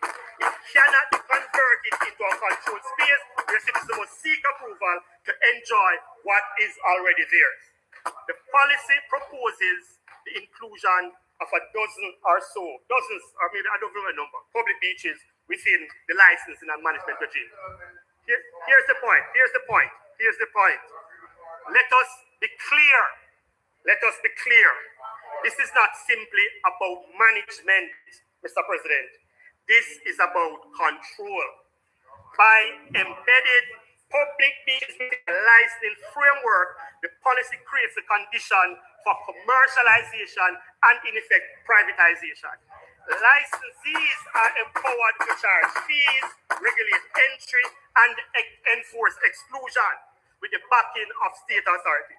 Mr. President, this represents a quiet but significant shift from public commons to managed commodity. The foreshore is not tradable asset.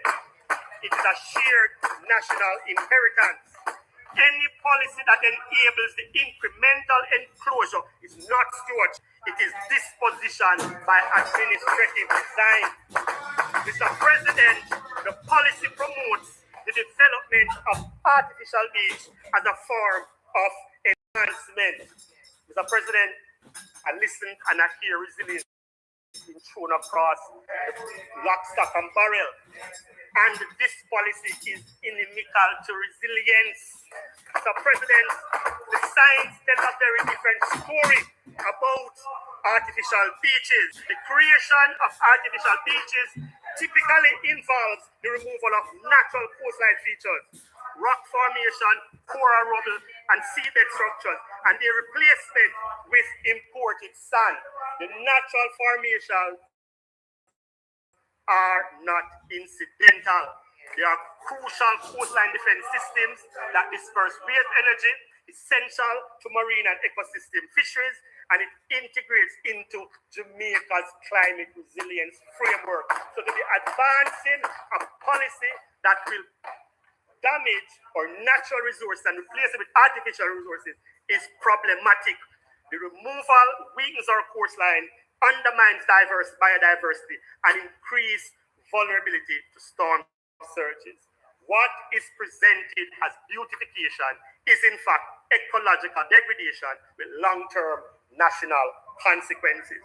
Mr. President, perhaps the most troubling is the implicit. Mr. President, perhaps the most troubling feature of this policy is the implicit hierarchy embedded within the policy. The rights of private coastal property owners are treated as absolute and protected. The rights of the Jamaican public are treated as conditional and subordinate. Mr. President, the policy proposes that hotel operators encouraged to provide beach access through a pass system. Mr. President, encouragement is not enforcement. The approach effectively delegates state responsibility to private actors, allowing them to determine whether access is granted, when access is permitted, and what price access is available. This is not a right-based framework, it is a discriminatory system. The state's duty is not to encourage access, it is to guarantee. No, man, I'm not going to keep you long. I no doubt you're going to have an opportunity to speak on the beach access policy, but we really want to hear your opinion on the budget. I'm aware of it. I know, Senator Lambert, allow me now, man.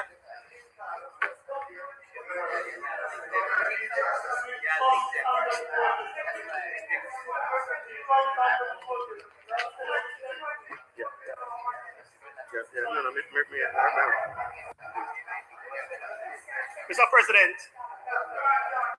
finally, as it relates to this beach access management policy, the proposed amendment to the Prescription Act must be carefully scrutinized. While technically it appears they carry profound implications, by privileging formally titled landowners and limiting the recognition of customary use, these amendments risk extinguishing the long-standing rights of access. That is something we come into. Don't worry yourself. No, we come into it. Don't worry yourself. Don't worry yourself. Yes. This is not legal reform. It is formalizing exclusion. The issue before us is simple, even if the policy is complex. Do the beaches of Jamaica belong to the people of Jamaica fully, freely, and unconditionally?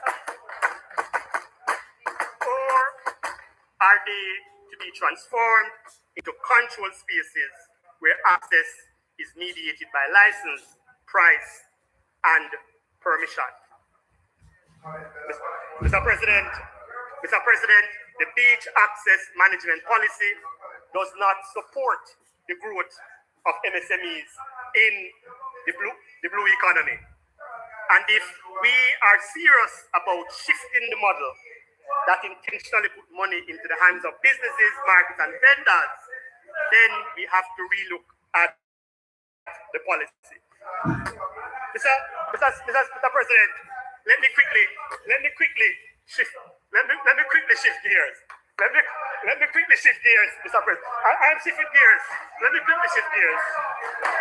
No, because time running out. Mr. President, let us be clear. Mr. President. There can be no vibrant local economy without citizen security. I want you to spend a few minutes on that point. Businesses do not invest where communities are unstable, trust in institutions is low, and violence is oppressed, not resolved. Economic growth requires predictability, legitimacy, and trust systems. Mr. President, the budget deliberations are taking place at a time when Jamaica is being told a simple story: that violence is declining, that the strategy is working, and that the numbers speak for themselves. But I ask a different question. What exactly are we measuring, and what are we choosing not to see? Because if public policy is what gets measured, and if what gets measured is what gets counted, and what gets counted shapes what is funding, then what gets funded will shape the future of this country. Mr. President, I comb through the estimates of expenditure for the Ministry of National Security. I did not see any line item for peace. So I wonder if that was last year's budget before the name change. All I see in the budget reinforcing the government's narrative of success through suppression. I saw nothing in the budget responding to the stated sector outcome, strengthening the capacity of communities to participate in creating a safe and secure society. Mr. President, the government's approach to crime reduction has leaned heavily on enhanced joint military police measures, in some instances expanded policing powers, and tactical suppression based on enforcement. And yes, Mr. President, we acknowledge that homicide rates have declined, but that is only one metric, because alongside that decline, there has been a troubling rise in fatal encounters involving members of the security force. And the question we must ask is not whether enforcement is necessary, it is at what cost and toward what kind of a society. Mr. President, we have reduced the national conversation to a single indicator. Murder down equals success, murders up equals failure. But violence is not a single variable problem. When we come to measure homicide rates, we ignore community trust in law enforcement, youth disengagement from violence, social cohesion, economic participation, and institution. Charlie, I will let you know, and my friend Marlon will make you know. You or anybody in this chamber has not have the long-standing engagement with the JCF as I do. You and I was not in the parish. That answers your question. You have not. I have met. So I'm saying to you, no, listen, but I'm saying to you, let us put the conversation in context. The conversation in context is that we risk mass in temporary suppression for sustainable peace. Mr. President, Capri, through studies such as testing, thoughts are fragmented and duplicated. Structure may be more effective. This critique has been used implicitly and explicitly to justify and pivot towards hard enforcement strategies. Mr. President, Capri is a real issue, but we must not interpret it incorrectly as this administration has done. The problem is not that social intervention do not work. The problem is that they are poorly designed, poorly coordinated, and critically poorly measured. So we arrive at a dangerous conclusion. We are abandoning intervention not because they fail, but because we cannot prove their success. Mr. President, the government has framed the shift from social intervention to social investment combined with enforcement. But in practice, we are not seeing a balance. We are seeing a dominance of suppression as indicated in the line items for the Ministry of National Security. And this creates a false choice. Either we enforce or we invest. But sustainability in peace requires both properly integrated. Mr. President, I go back to Capri Zero Murder Study in Augustine. I was there. I was a part of these programs. The community that was once defined by violence, marginalization, youth vulnerability, they transformed. Summation did not begin with the suppression. It began with community leadership, grassroots organization, youth engagement, and the rise of Augustine football team and CDC. Mr. President, I was there. The lesson is simple. Peace is not imposed, it is built. If we measure, as we did, only murders, we miss the young man who chose school over the street. We miss the young woman who entered the workforce. The community that rebuild trust. The leaders who emerge are not soft outcomes, Mr. President. They are the foundation of national security.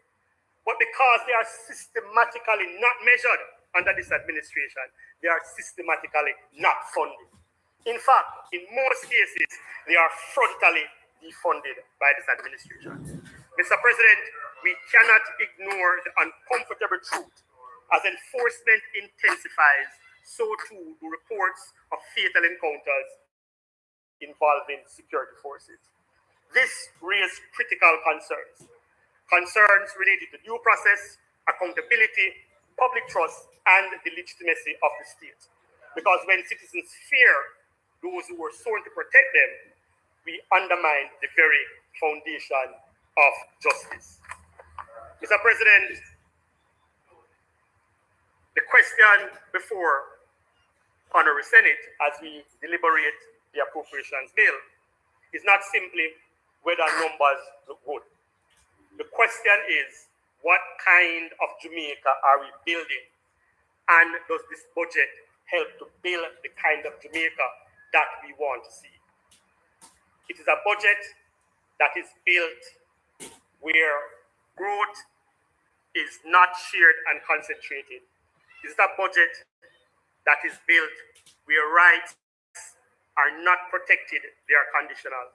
It is a budget that we build where security is not legitimized, it is enforced. If we broaden the economic base, if we invest in MSMEs, if we unlock new economies, if we center a social economy, if we measure what truly matters, then we will not only rebuild after a crisis, we will build a more resilient, more inclusive, and more just Jamaica. If you please, you, Mr. President.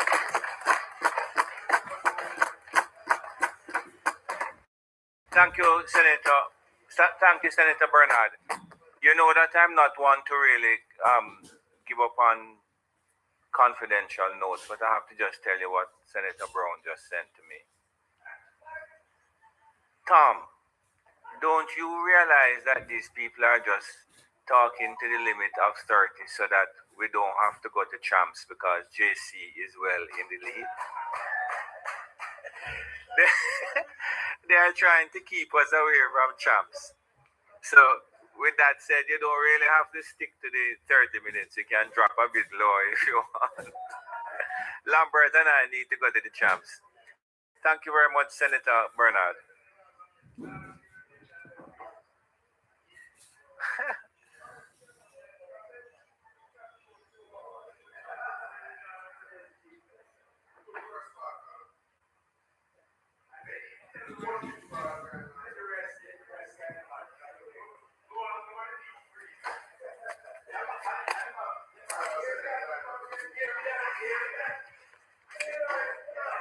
Thank you.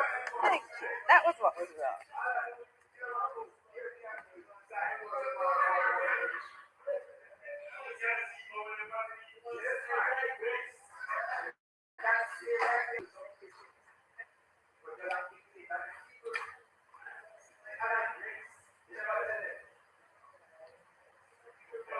No doubt he made a contribution to the beach policy.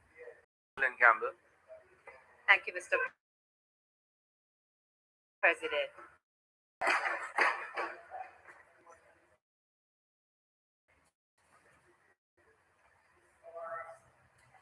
Mr. President, you know, I was sitting thinking, wondering whether or not my opposition colleagues understand the difference between hearing and listening. Hearing is that involuntary process where sounds are detected. Listening requires you to focus. And that came into my mind, Mr. President, because the rhetoric that I've heard this afternoon seems so far from the budget presentations that the Minister of Finance and the Prime Minister gave, and certainly from the vision that was laid out and the numbers in that yellow book. So much so that I couldn't understand. I heard statements, and this was actually said, look back in Hansard. One of the opposition members actually said, hospitals have no beds. No beds. That was a statement, okay? Nor water for the patients. Now, I don't have a difficulty, Mr. President, when we come here and we raise challenges and concerns that our people may be experiencing. That is really one of our responsibilities in this chamber. But it does not serve our people for us to come here and simply because of political scoring, we make such extreme and untrue remarks that it does not assist us as a nation to really grapple with and analyze the problems that we are facing and come to consensus and solutions for our people. So I've been quite disappointed, Mr. President, in the approach that I've heard taken today.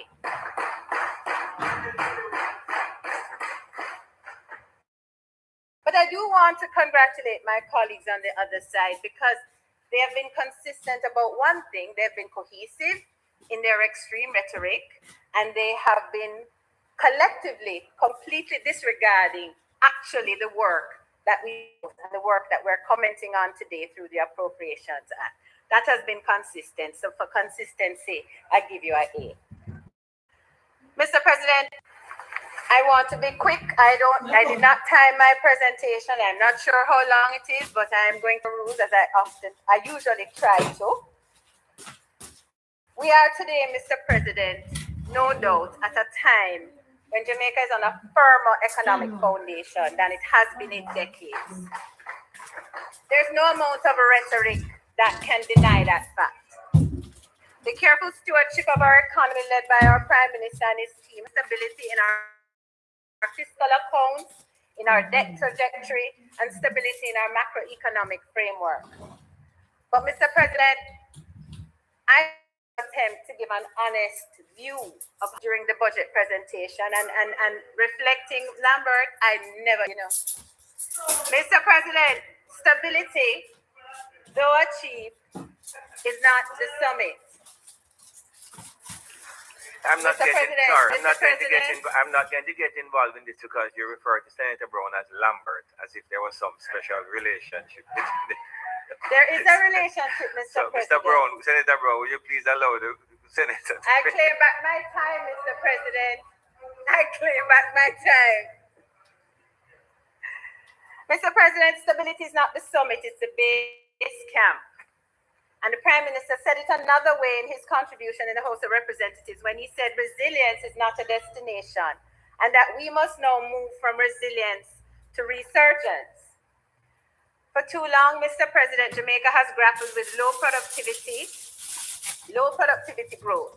And it's not rocket science. Productivity is the lifeblood of economic growth. It's not about, as Senator Gale says, working longer hours. It's about producing more value in the time that we're already working. And so, Mr. President, it was clear that the Prime Minister is seized with this and is seized with the fact that there needs to be significant improvement in our productivity for us to move from resilience to resurgence.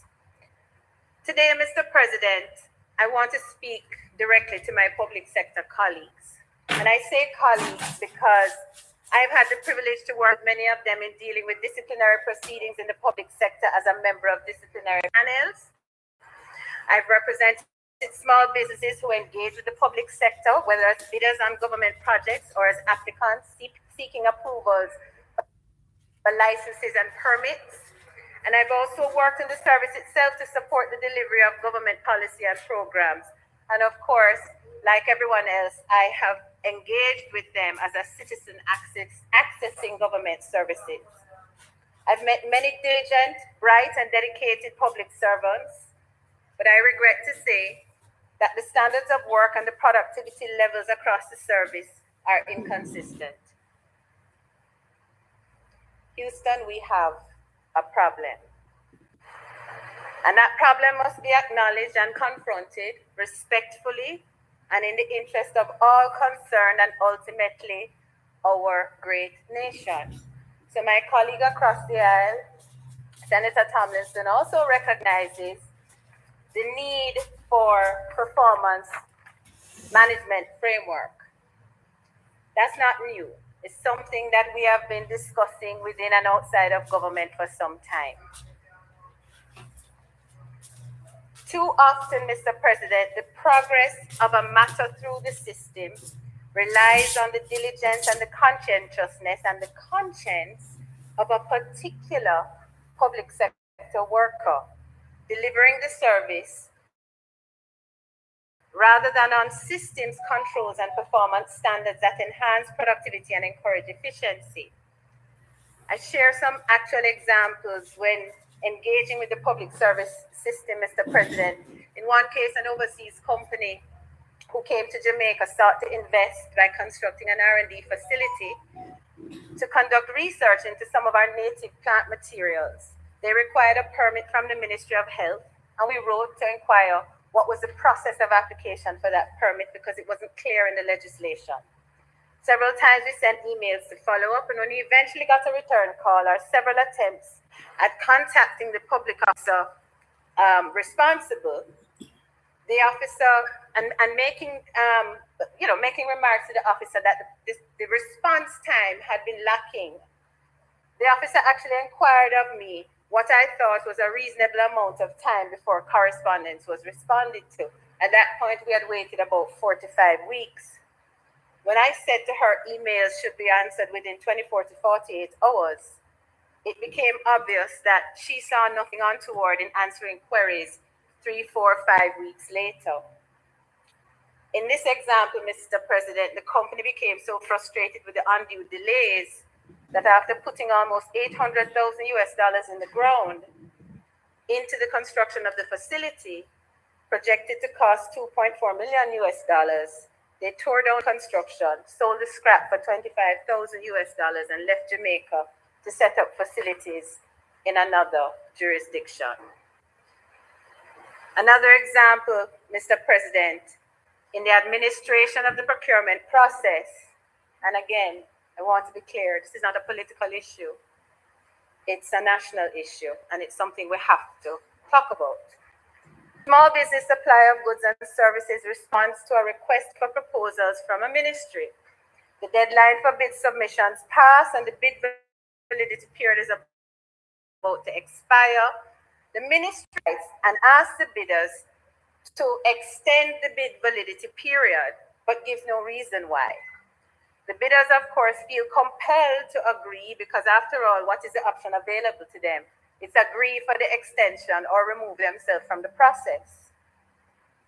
The ministry makes two other requests, in essence, delaying the procurement process for an additional 3 months with no explanation as to why. I don't think, Mr. President, that I need to outline the impact on a small company of being in limbo because of unexplained delays by a procuring entity. Did they need additional time to assess the bid? Did people simply not engage the process of assessment in a timely way? We don't know. Mr. President, it is true that the conversation around productivity requires us to assess the tools that are provided for our public sector workers to deliver on their mandate efficiently. So when Prime Minister said in his contribution last week that it's not a judgment on our workers, but rather a diagnosis of our economic structures, I join him in that. But I go further, and I want to have an earnest conversation with my Jamaican family on the matter. I know as a business owner that part of ensuring productivity and efficiency is providing the tools to my team to do the work in the most optimal way. But I also know that it requires that I inspire a thinking and an approach in my team members so that they become more invested in the success of their efforts, and so that they are themselves motivated to ensure that at all times they are maximizing their productivity and efficiency, and our clients are served well and served quickly. Mr. President, our people are industrious, our entrepreneurs are innovative, but we have to move them towards a system that does not constrain them, that does not constrain their potential. If we are being honest with ourselves, this is sometimes compounded with the individual approach of some public servants that fails to make the connection between their diligence and efficiency and successful outcomes for the Jamaican people. Mr. President, what I'm asking for is a national conversation, because while the government seeks to leverage the economic stability that we have achieved, we as citizens, as public sector workers, must also review our own approach to work and to the delivery of better outcomes for our people. I resist, Mr. President, the urge to make specific recommendations, because what I am hoping for today is really to deliver an impassioned plea to those responsible for the administration of our public services, from permanent secretaries to chief technical directors, to the lower levels of staff and the workers at the very bottom of the chain of command. Your productivity matters. Your diligence matters. And as Senator Duncan said earlier, these are matters that we must address as a nation in an unbiased and sober way. If we are to realize the vision articulated by the Prime Minister, we must embed productivity at the center of our economic strategy, but we must own it personally. We, every single one of us, not just government, every single one of us. Mr. President, I turn to the issue of growth and empowerment of the micro, small, and medium enterprises, our MSMEs, and one of my favorite groups of business people. These enterprises are the backbone of our economy. They represent the entrepreneurial spirit of our people. They create jobs, they sustain families, and they drive community level development. Yet, despite their importance, they continue to face significant challenges. Access to finance remains a persistent hurdle. Many small businesses struggle to secure the capital necessary to grow.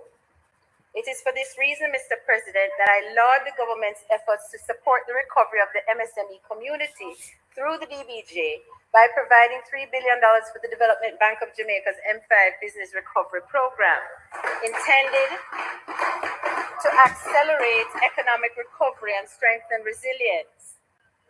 The implementation of the public procurement set-asides framework so that portions of government procurement can be reserved for Jamaican suppliers, especially micro-enterprises with revenues under 15 million and small enterprises with revenues between 15 million and 75 million, is a significant step in the right direction. I celebrate too, Mr. President, the government's efforts to not just set aside the portion of government procurement for MSMEs, but, and this is significant, but also to work with them to help them to understand compliance and how to compete for government contracts. Mr. President, just yesterday, I know Senator Hill may have mentioned it, and if he didn't, I'm sure he will. There was a public meeting held to prepare entrepreneurs for government contracting, including how to qualify, register, and comply with the protocols established under the procurement system. Mr. President, the government is actively pursuing the kinds of things that will enhance the growth of MSMEs and ultimately our economy. Mr. President, these initiatives announced, Minister, demonstrate the government's seriousness about inclusive growth and its intentionality about MSME development.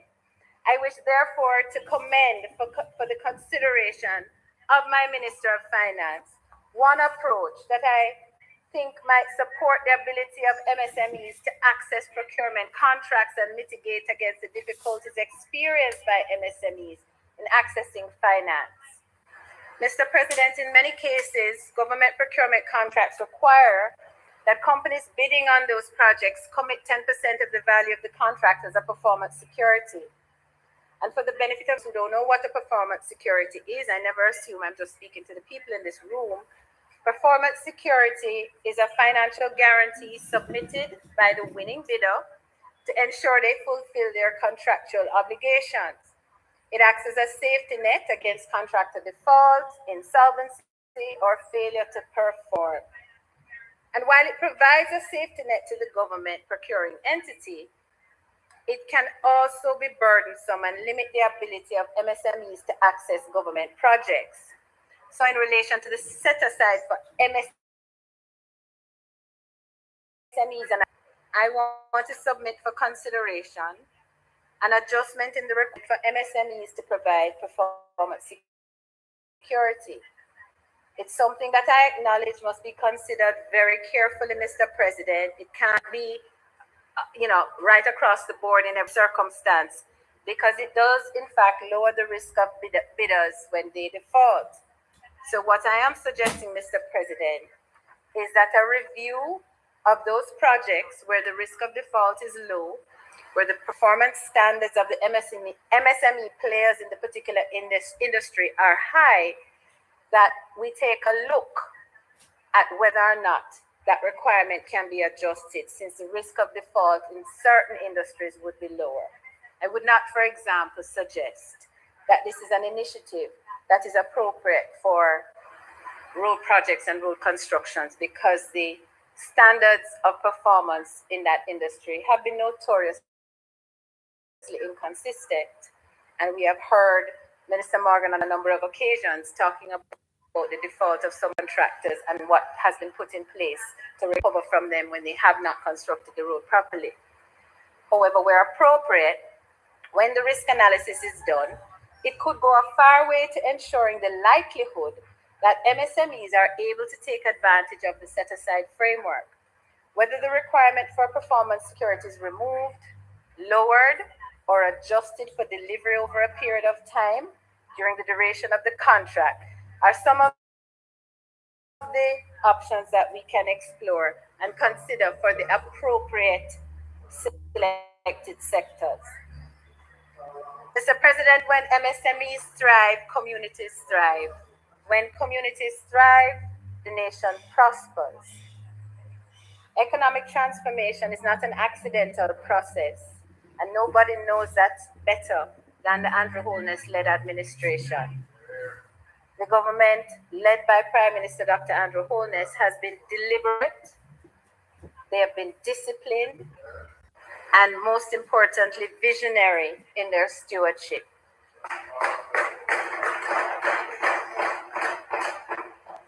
I understand my colleagues to be critiquing what they consider to be announcements. I say to you that what you got was a vision map of where we are to go. It is an important tool in gathering a nation around the many initiatives that a government will have to deploy. It is an important tool in bringing a country together under a common plan, a common intent, and a common goal. Mr. President, it is very different from the kind of stoking of divisiveness that I heard this morning in the contributions that were levied on the opposition benches. This Appropriations Act 26 and the vision laid out by Prime Minister Andrew Holness set out a clear and compelling pathway to prosperity and the national resurgence we aspire to. Let me emphasize this, Mr. President. The government has led good progress to this for citizens. I say to my of our approach, we all, not just the government, must move forward. We all includes the citizens, the churches, civil society groups, the opposition, and government.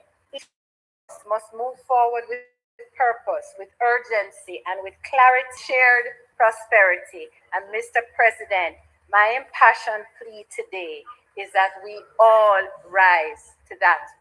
May it please you.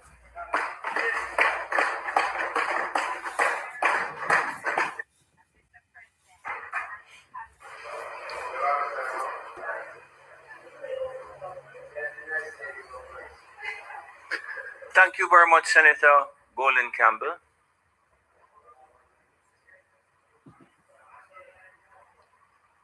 Senator Anderson, you could just move down and then you just activate both.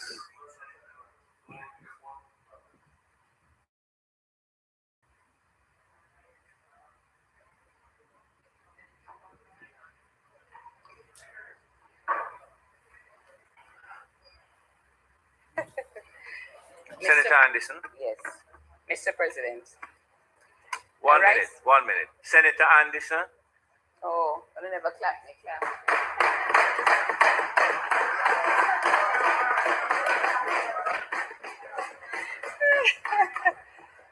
And I pick that up, and I'm not feeling well, you see, I pick it up. All right, yes, Mr. President, is to make my contribution to the debate on the appropriations bill. No, I'm not today, actually. But I thought it important to be here, Mr. President.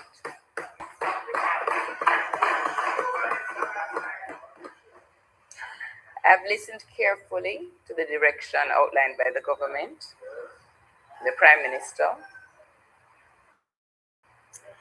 and I hear a budget that purports to build economic strength, expand opportunities, maintain fiscal discipline, and position Jamaica to be more resilient in the face of global shocks. That's what's claimed, right? Those are important objectives, and I don't think any serious policymaker would disagree with the importance of stability, of fiscal management, responsible fiscal management, or investing in infrastructure as a foundation for growth. But a budget is not judged by the language of the budget. It is judged by the lived reality it creates.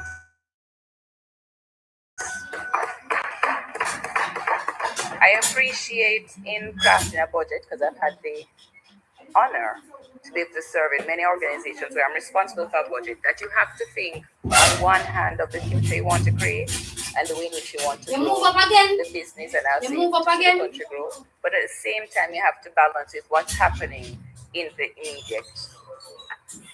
And so the question before us, not to be answered by us alone in this house, is whether the intentions sound right and whether the outcomes will be felt by the Jamaican people in a meaningful way.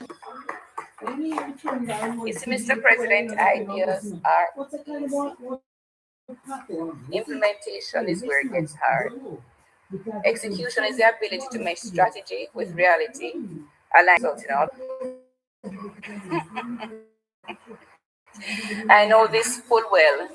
And so when I hear everything that we say, I have to draw my attention to some of the challenges that I now see.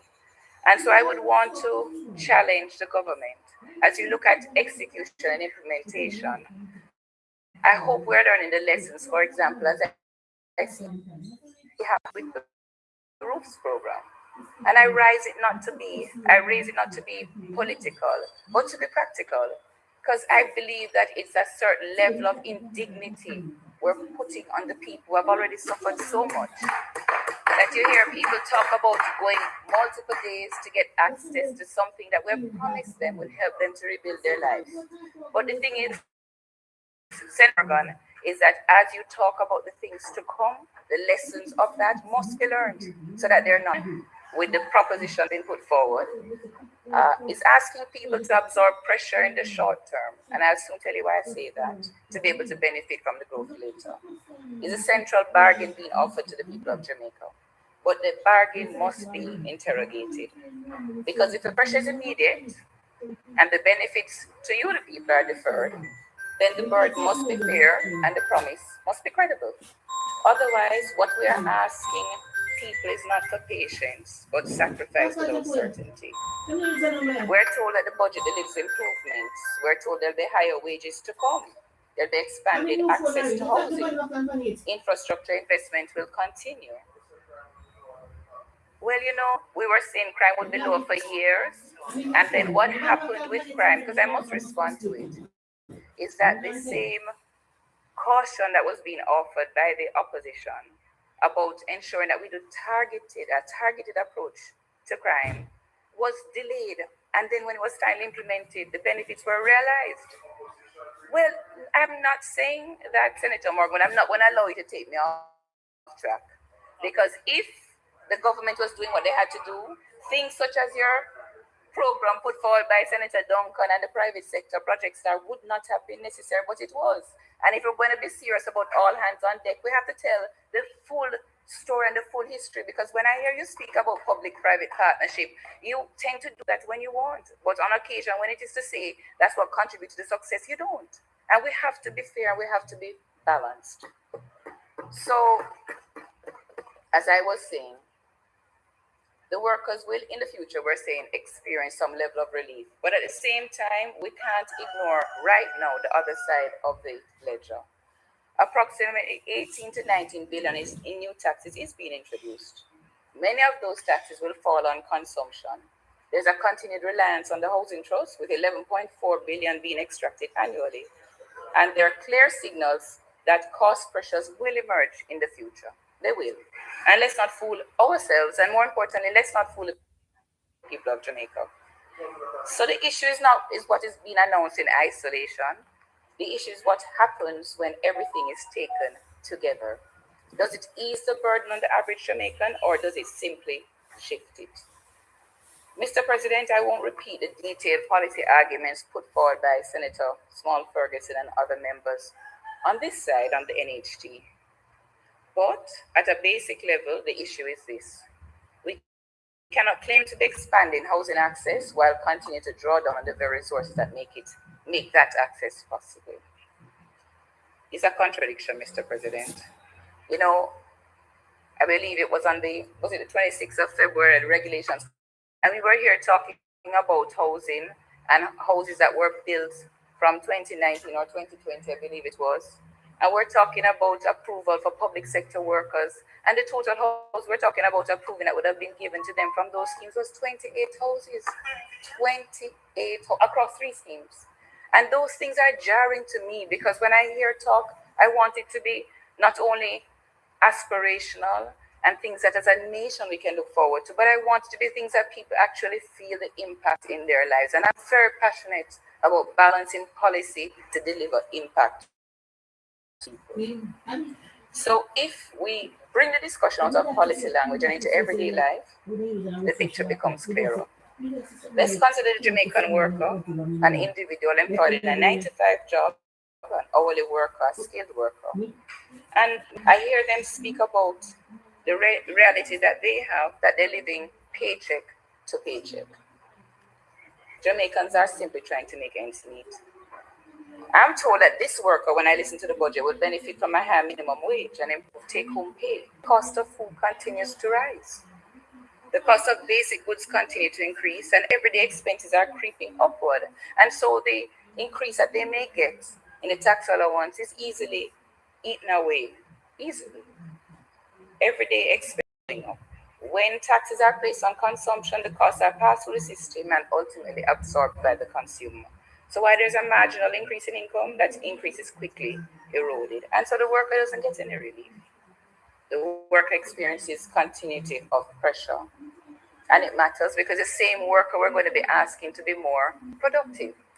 It's the same worker. If you think about people who work in Kingston and live in St. Catherine and sit down in traffic for 2 hours, they leave their homes at 5 o'clock.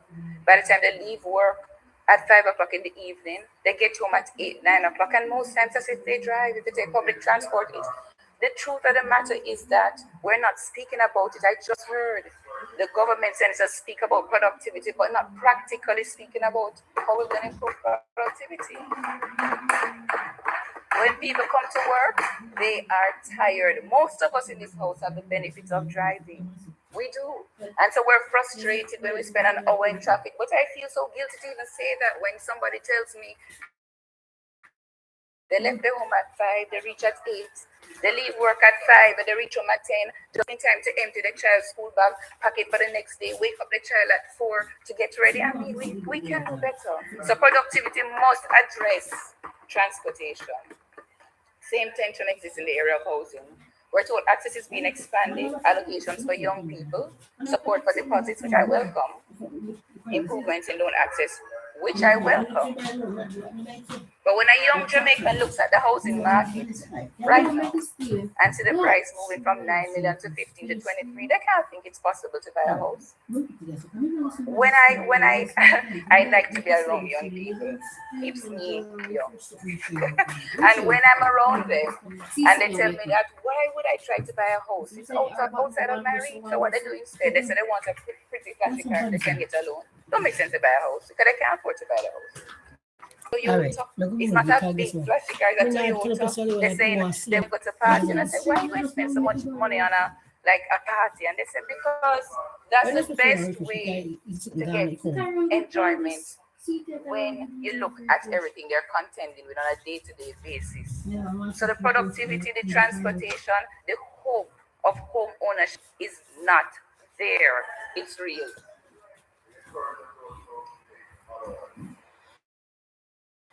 Senator Morgan, I speak to every young child the way I speak to my sons. My sons are 20. So the issue is not about whether home access is being safe. Of the NHT and found that in the past, there would actually be an overspend, an outspend. Since 2023-24, contributions reached a record 56.6 billion, while housing expenditure fell to 32 billion, widening the gap between collections and housing deployments to its widest margins in more than a decade. I implore you to come up with creative ways in which you can deliver affordable housing. The Prime Minister listed a litany of woes, including, to my shock and amazement, one which spoke about the time, the delay in approvals. And I remember when it was former Prime Minister Bruce Golding who had promised 90 days for approvals, and it still has not been done. When you talk about promises made and promises kept, let me tell you about one. I am standing in a parliament on Duke Street named Gordon House. It was promised that the new parliamentary building would have been started in 2020, 2021. And I'm still standing here. And I know that I'm going to hear a litany of excuses. But you will forgive me if when I look at the lens of this budget, which you say is so transformational, which outlines a vision, that I lack trust. And a budget should create credibility and trust. But just as one example of where we are right here debating should make you pause and think. And finally, because I've promised that I will be brief, not because it is that I don't have more to say. No, it's not finally, Minister, because I have to talk to you about Melissa. You know, there are two names which were called constantly throughout the debate, not by you, but we heard Melissa and Dr.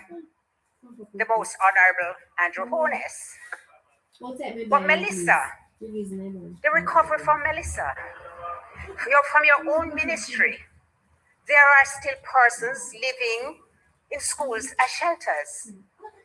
And I can tell you, I was not pleased when Dr. Troop explained that there were family members, they were related to teachers, there were relatives of this body or that body, and that everybody knew the persons very closely. In fact, that made me more dismayed because I couldn't understand why the government was allowing this.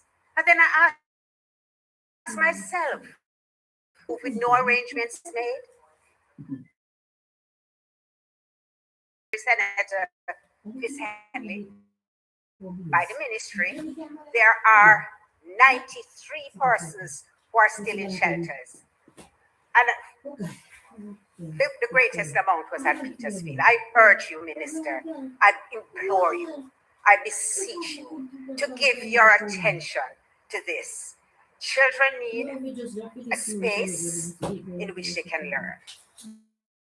And it struck me that it was the police. Voice is simply faster, more natural, and more flexible than typing. He said he's a voice pill, and I can see why. Whisperflow delivers what Reed calls the future of AI interaction. Here's how it works. Instead of typing, just talk. Whisperflow cleans it up instantly.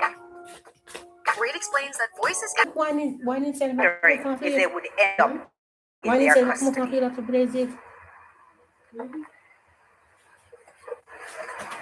And Mr. President, you are not in the...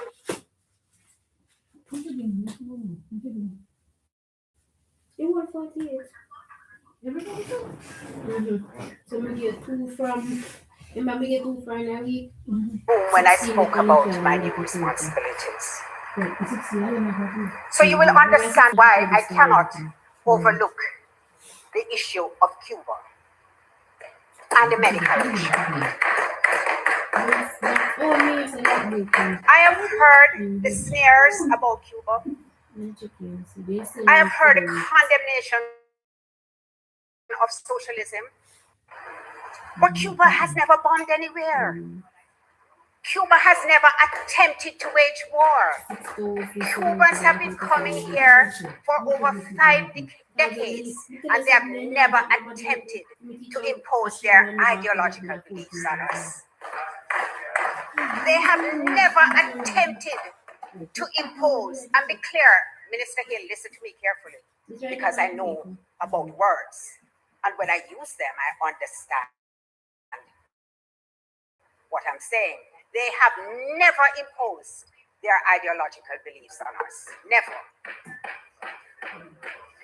But Here is a country that is being deprecated, a country where the government has supported a resolution to end the embargo. That's the irony. That's why I can't trust you all. Because every day you speak to all the things you do, and then in the next breath, you do something that completely contradicts it. It was in the House last year when Member Warmington chided Minister Terry Long for attempting to do that resolution in Spanish. Because the government was proudly, as they always do, calling for an end to the embargo. Yes, always, consistently. The Prime Minister mentioned it in his own budget debate.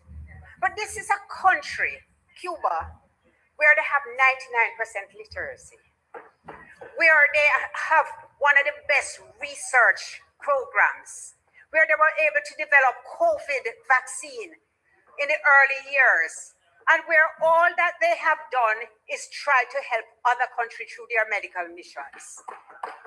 Now, the problem, as I see it, with the medical missions is that because the intention is to ensure the demise of the Cuban regime, the Cuban administration, this is hurting them politically, economically.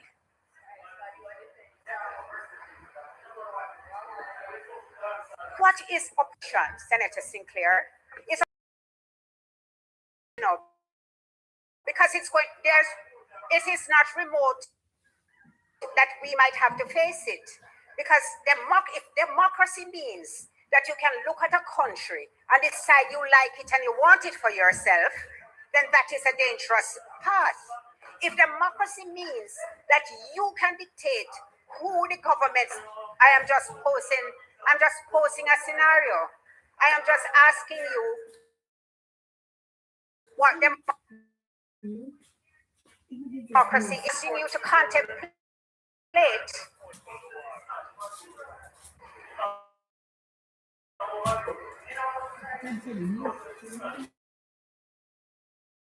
It's a year ago,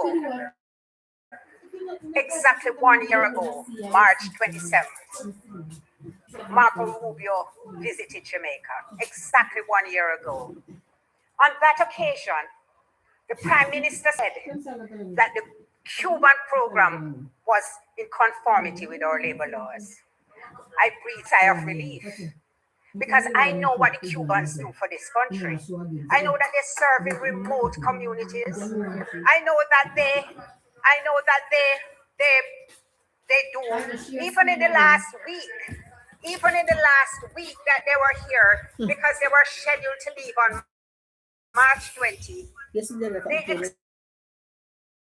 extended their 20 eye surgeries per day.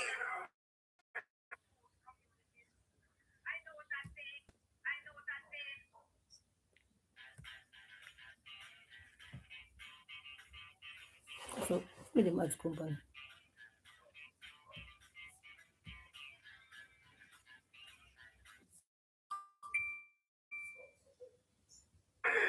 Now, in addition to doing all these eye surgeries, they provide critical cancer care.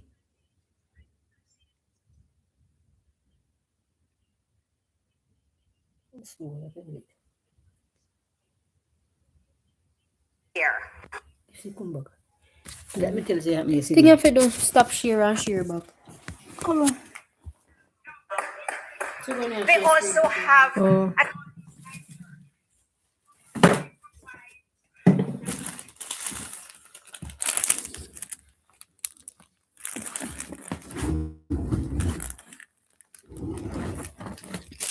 That's a the bullshit.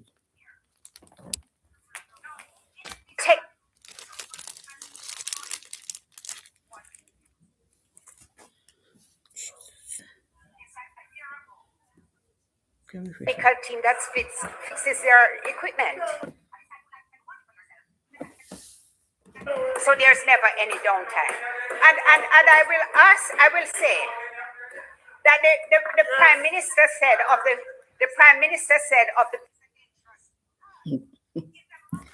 People's National Party, what would you do? I would Refreshing. of the Prime Minister.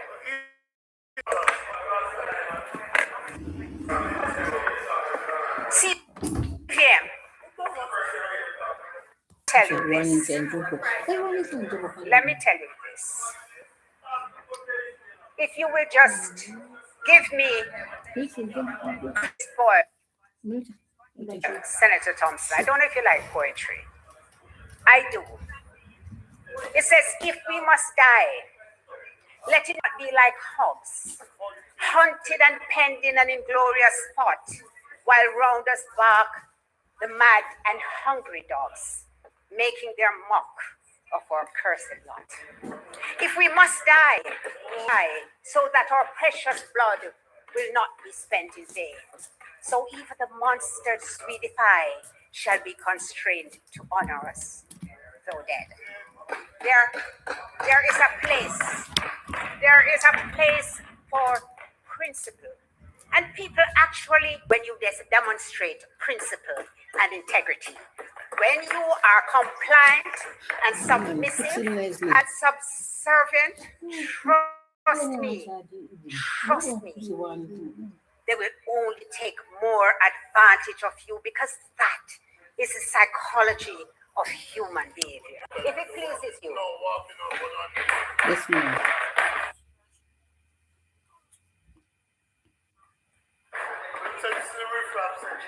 Thank you. Thank you. Senator Scott Motley.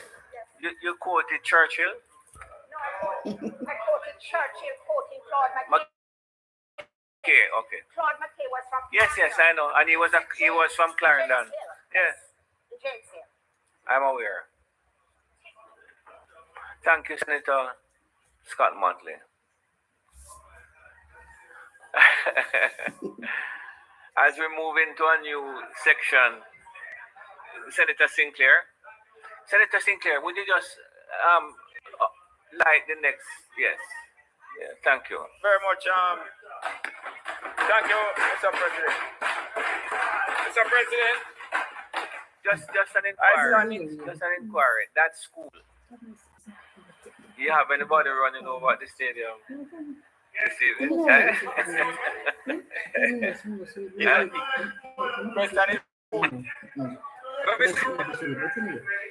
Mr. President, I stand in support of the bill before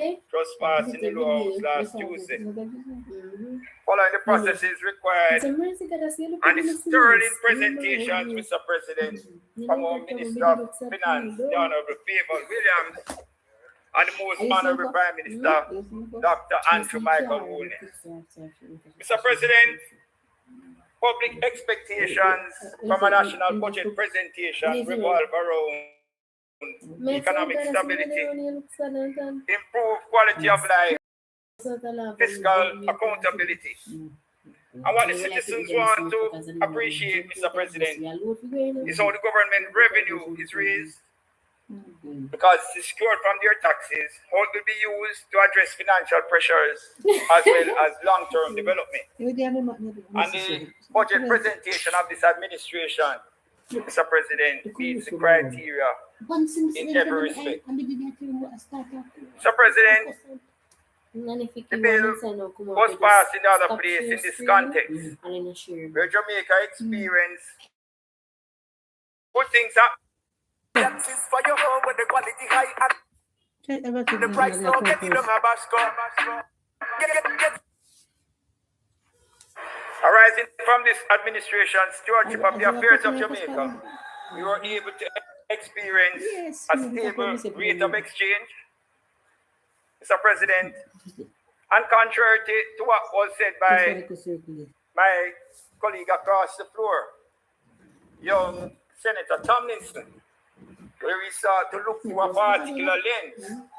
There are independent bodies outside of the jurisdiction of Jamaica that has given us high ratings, and I refer to Standard & Poor, Moody's, and Fitch. So we don't have to pay attention to what is said by those who look through a certain lens. Let us look on what international rating organizations speak about Jamaica. And they do give us high ratings, even on the passage of Melissa, Mr. President. Mr. President, we have experienced the lowest unemployment figures, 3.3%, lowest debt to GDP levels, and over the past 9 years, no new taxes. Significant by this administration. Mr. President, this administration has taken the ship of Jamaica through two of the worst natural disasters ever experienced, namely COVID, and that is the worst worldwide pandemic for over a century, and hurricanes Beryl and Melissa. Two back-to-back storms, with the latter being the strongest hurricane ever to impact the region. Mr. President, to be able to produce this appropriations bill 2026 without overburdening Jamaicans with massive and oppressive taxes is testimony to the tremendous effort of the team led by our Prime Minister, the Most Honorable Dr. Andrew Michael. The many Jamaicans who have encountered have great appreciation and understanding that the revenue measures at this time, after experiencing so many consecutive years of no new taxes, that the revenue measures were unavoidable. I know in the Republic from where I come, Senator Bernard saw you at the Parliament in Montego Bay on one occasion. But you know that is a diverse school of person. Diverse school. We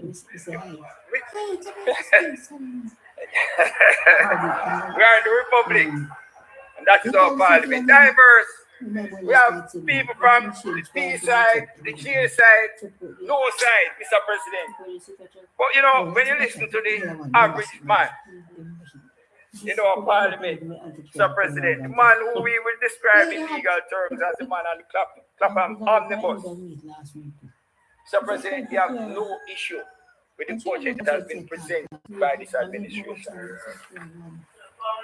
Mr. President, the people of Jamaica recognize that but for Hurricane Beryl and Melissa and the impact they had on the forward momentum of this administration, that we would more probably than not, would have been seen another year of no new taxes. But as I said, it was unavoidable. So, President, the impact of those storms have however concretized in the minds of Jamaicans here and across the diaspora that this administration has ensured, and I will quote the words of our Prime Minister, Jamaica's resilience is not only social and emotional, it is institutional, fiscal, and economic. So, President, the resilience shown is much appreciated by Jamaicans in Western Jamaica, in the parishes most highly affected by Hurricane Melissa. And I speak of St. James, Trelawney, Hanover, Westmoreland, and St. Elizabeth. When we ventured home, Mr. President, on October 29, 2026, there was great concern. The damage coupled with the loss of life was significant. I have not come across anyone who in some way or the other did not feel the wrath of Hurricane Melissa. We say thanks to all the donors, local and international, who responded to assist.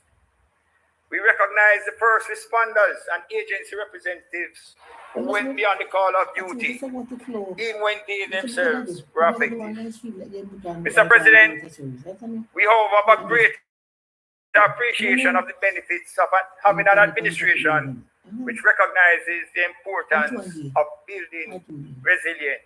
We appreciate even more the need to have an administration which has discipline, which is courageous and able to maintain good governance over the many budget cycles from 2016 in the face of harsh but clearly unsound criticism from an opposition which sought to gaslight Jamaicans with fanciful spending. Mr. President, our administration was and continues to be able to respond post-Melissa to build back the lives and restore communities. Things may not happen as fast as we would all like, but the signs are positive, Mr. President. This administration was able to provide a loan from its own account of US $150 million, which assisted greatly in the restoration of electricity. Mr. President, when we spoke to JPS representatives in our EOC, they told us that their infrastructure in Western Jamaica, especially transmission lines that move power from St. James across the hills into other parishes, was literally destroyed. Mr. President, this loan that was provided has given us a report that up to 99% of electricity has now been restored across Western Jamaica. Mr. President, communities which suffered major infrastructure damage, the restoration process has started. Repairs to many of our roads, Mr. President, have started and are continuing. The Ministry of Labour and Social Security was able to distribute hundreds of thousands of care packages. And when you go back to the COVID era, where support had to be given through the various care programs, it signifies the importance of the resilience that we were able to build and be able to respond to Jamaicans who needed assistance at those critical junctures in their lives. And right now, as we have experienced, Mr. President, the Ministry of Labour and Social Security has currently allocated to thousands of Jamaicans over $8 billion to needy Jamaicans to repair their homes. And yes, while there are teething pains, corrective measures are being implemented to ease the burden on those people. This signifies, Mr. President, however, a need to have implemented, and we are building out the infrastructure for that, for the national identification system to be fully implemented. That will make distribution of social needs much easier without having to go through manual verifications as is presently being done, to ensure that there is transparency and accountability in the program. So I want to encourage at this time all Jamaicans to ensure that they're on board with the national identification system. Mr. President, a critical question that comes up at this time though, and you know, I found it a bit disingenuous and disheartening on the part of the opposition. When the government set up a system to solicit from internationally donations that will assist Jamaicans, the opposition set up their own system. They put out an advertisement. In fact, they start to divide persons in making their contributions. But the question has been asked, where is the money that was raised by the opposition? That's the question. That needs to be answered by Mr. President. Over a month ago, the leader of the opposition said that he would present an account to the nation. Well, we have gone several weeks and we don't hear no more communication about that accountability that was promised by the leader of the opposition. And if they want us to trust them, even as an opposition, then they must do what they have committed to. And that cannot be a difficult task, Mr. President. That cannot be a difficult task. Mr. President, the National Housing Trust has responded post-Melissa in a significant way. They have given moratoriums and loans, and they have provided grants to persons to do roof repairs. Grants, not loans, Mr. President, but grants. Whilst doing so, they continue to provide loans to qualified Jamaicans to carry through, and they also presently are undertaking returns of contributions that persons are entitled to. So when persons come here and go out in the public space and seek to say that the taking or drawdown of $11 billion in support of the budget is impacting what the NHD does, That obviously is not true. But then the persons who raise that must ask themselves, Mr. President, what happened when they did what they did without any money? The monies that were taken from the NHD to bail out someone in respect to Otamini. And let me say this, that particular property is still burning the public coffers. It is, because guess what? It is not generating revenue. But there is also a cost in providing security. So, Mr. President, this is what one writer said in relation to Otamini. And I quote, no one could have expected an entity so notably tasked would have found itself so mired in controversy. And I can take the controversy and make it into a slander. Right, Mr. President? So, persons are here, you're criticizing. But if the monies were not taken, Senator Duncan, then what would happen to the Jamaicans? Would we burden them with more taxes? Would we be burdening the Jamaican people with more taxes? So, Mr. President, the criticism that we hear coming from across the floor, seeking to gaslight, I am saying and submitting in this chamber that it is not correct or true. Mr. President, with my Western Jamaica bias, I and many others found excitement and hope in the presentation of our Prime Minister's commitment to resurgence and transformation. In the wake of Melissa, we must build for the future. There's a popular saying that one should never make a crisis go to waste. The Honorable Prime Minister captured it well when he said, and I quote, the suffering of our Western parishes will not be a footnote in our national story.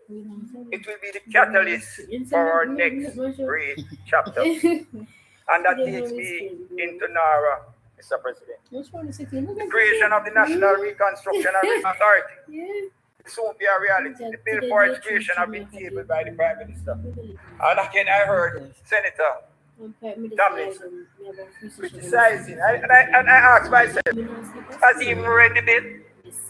Has he even read the bill to be making some of the comments that he made this morning? And he lifted up a prop. And I asked the question. He said, the big yellow book, all of the big yellow book, look pristine compared to the one that is in the possession of Senator Morgan that have dog ears. Because what it is saying to me is that Senator Morgan, Mr. President, has gone through the big yellow book. Obviously, Senator Thompson did not go through that book. And the presentation from our colleague, Senator Tomlinson. Yes, Senator Tomlinson. But the presentation from our Minister of Education has put his comments totally to rest, because he has outlined what is being done in this present budget in the area of education. So, President, the NARA is a critical step that will be taken in the building and positive transformation of many of our urban spaces in the West and other areas in Jamaica. Through the function of NARA, it is expected that there will be greater coordination, speed, efficiency, improved standards in major development projects, which will improve the quality of life of Jamaicans, build and transform communities, enhance productivity, and accelerate national development. You come back? All right. I have more for you. Don't worry yourself. Mr. President, specific to Western Jamaica parishes, it is expected that the NARA will play a significant role in the build-out of the new and improved Black River, the much-needed Oakwell, Sandy Bay, and Lucy bypass, the airport in Negril, the transformation of the Lucy Harbour, the revitalization of Montego Bay development. And Mr. President, in this building and transformation of the space in Western Jamaica. I highlight just those, but there are several others across Jamaica. So, President, this administration recognizes the cumbersome nature of our procurement and other development requirements. We have proven ourselves bold enough to take action where necessary to ease that burden. Our administration knows that development can go a far way in improving Jamaica's competitiveness. On the other hand, obviously, Mr. President, based on the comments that we have heard this morning, they do not understand that that is a critical part of ensuring we fast track needed development. Mr. President, I remind the Senate that it was this Andrew Holness administration that passed legislation making the Montego Bay Perimeter Road a national project. And I was in the Senate, Senator Bernard. But the comments that came from across here, because that legislation sought to ease the procurement process. And you as a resident in St. James, you have seen the development taking place right before your eyes with a speed in massive infrastructure that is going to impact St. James significantly. And I will get through, don't worry. And other areas in Western Jamaica in a real way. You have seen it. They have started paving the roads. This won't get to opening one more highway that will open great opportunities for development. And when it was that things were taking place in Kingston, Mr. President, in respect to Constant Spring Road, if you remember the comments that came from the opposition, and down by Portia Simpson Square, where they were improving Hagley Park Road, I believe it is. Mr. President, the comments that came from opposition at that time was that they're going to lock down Kingston, don't do it. Ease off of the development process. But this administration was able to do those projects. And look at us now, Mr. President. So Mr. President, as I said, the legislation that we're bringing in respect to the NARA will ease some of the challenges that we have. Mr. President, opposition Senator again, Cleveland Tomlinson, where it's about timelines, I respond to him in this way. You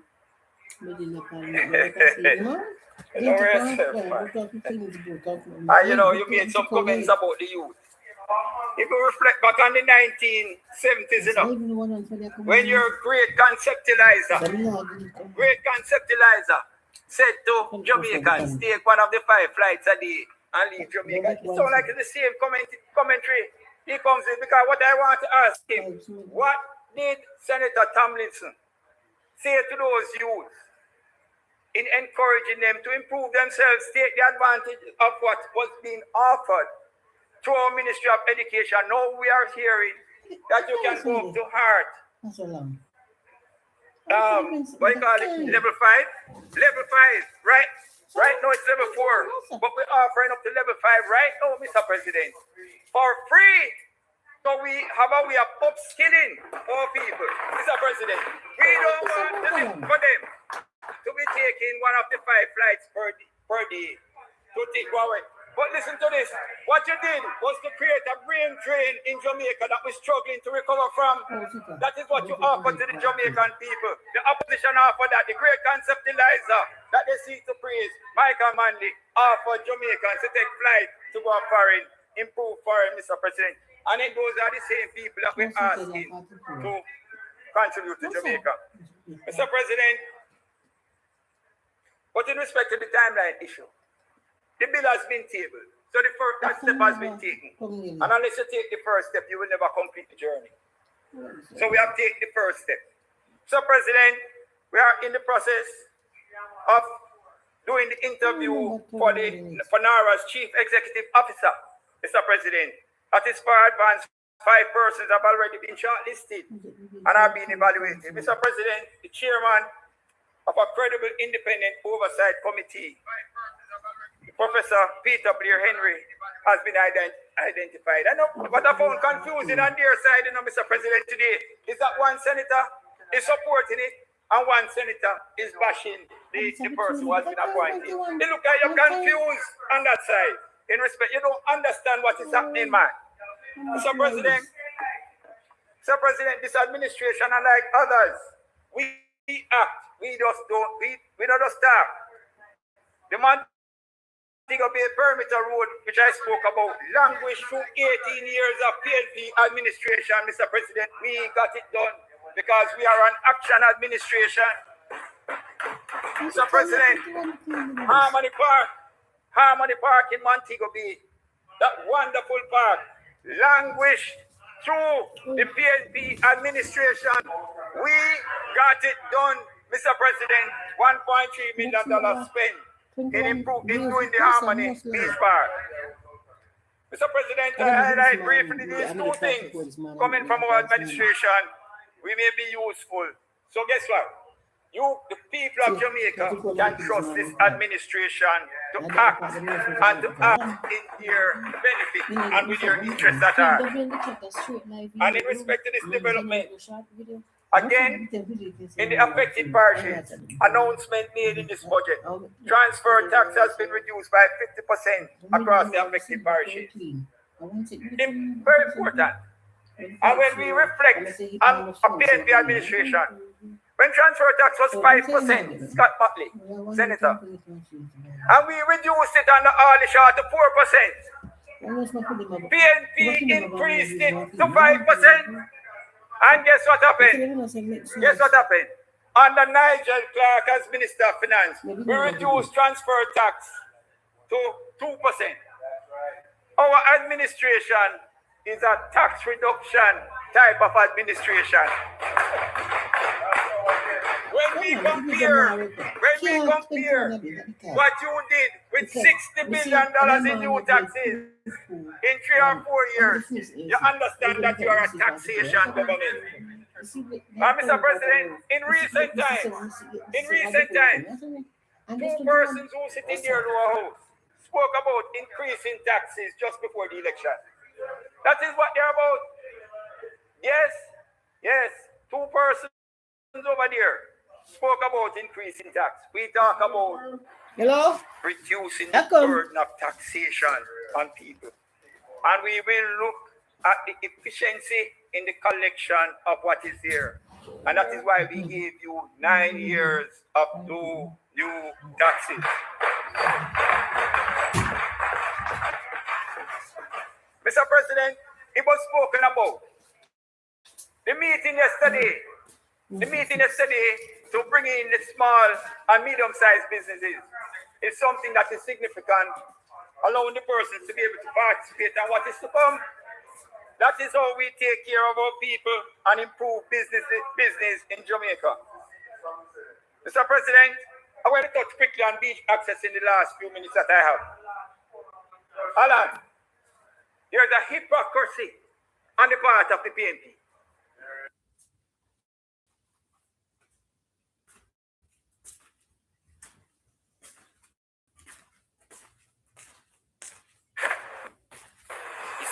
It's certified. And I want the public to understand, the Beach Control Act is an act that was implemented by a PNP government. The amendment that they made to the Beach Control Act in 1973 was done under a PNP government. This administration, in theory, in this policy, and opening the discussion for greater beach access, Mr. President, that they are able to know jump on. The goal, number one, the goals of the beach access and management policy are, listen to this, establishment of effective institutional arrangements for the regulation and management of the beach. Nothing is wrong with that. But two, increase physical access to the use of the foreshore, the floor of the sea, and the water column up above it by all stakeholders. Not just a few. all stakeholders. All stakeholders. But here the hypocrisy that I see coming from the PMP. Mr. President, here's an advertisement which is out in the public. Where two persons who are in their lower house on the opposition bench doing a development. And part of the advertisement in that is that you will have access to a private beach. Not public access, you know. The people who purchase the multi-million-dollar property that they are selling will have access to a private beach. All right, Mr. President, in St. James, Rosal Beach, Damali Beach, Cornwall Beach was removed, not allowing public access by PNP administration. And in respect to Cornwall Beach, the hypocrisy of it is that Cornwall Beach was given to the people of St. James by Michael Manley and taken away and the portion of Simpson Miller and the attorney who presided over it. The attorney's firm that presided over it is that of the leader of the opposition, Mr. President. Hypocrisy on the part of the PNP. And guess what? One up. Take it easy. What time running out? Mr. President. One of the members on that side. One of the members on that side. Within their family, of which they are gaining a benefit from it, Mr. President, owns a beach property, but the gate to that property is closed. They operate it for commercial purpose, but the gate is closed. There is no public access to the foreshore to their property. If they want to get up and stand up and talk who it is, then they have the opportunity to do so. Mr. President, this party, this administration respects beach access. We will have more discussion on that on another time, Mr. President. I thank you very much. I support the appropriation bill.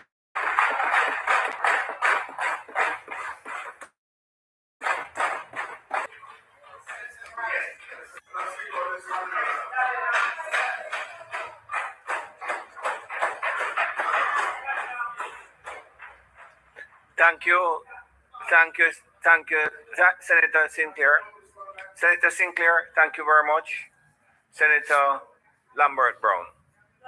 President, after that parochial presentation from the councillor from Mobile, I wish to bring us back to a moment where we can celebrate nationally.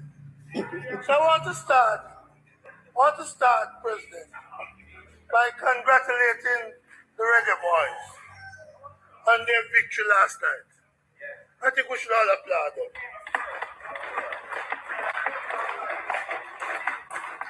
And let's hope that on Tuesday, they can win again. And for the second time, get to the World Cup. Democratic Republic of Congo, you don't know that? So we start there.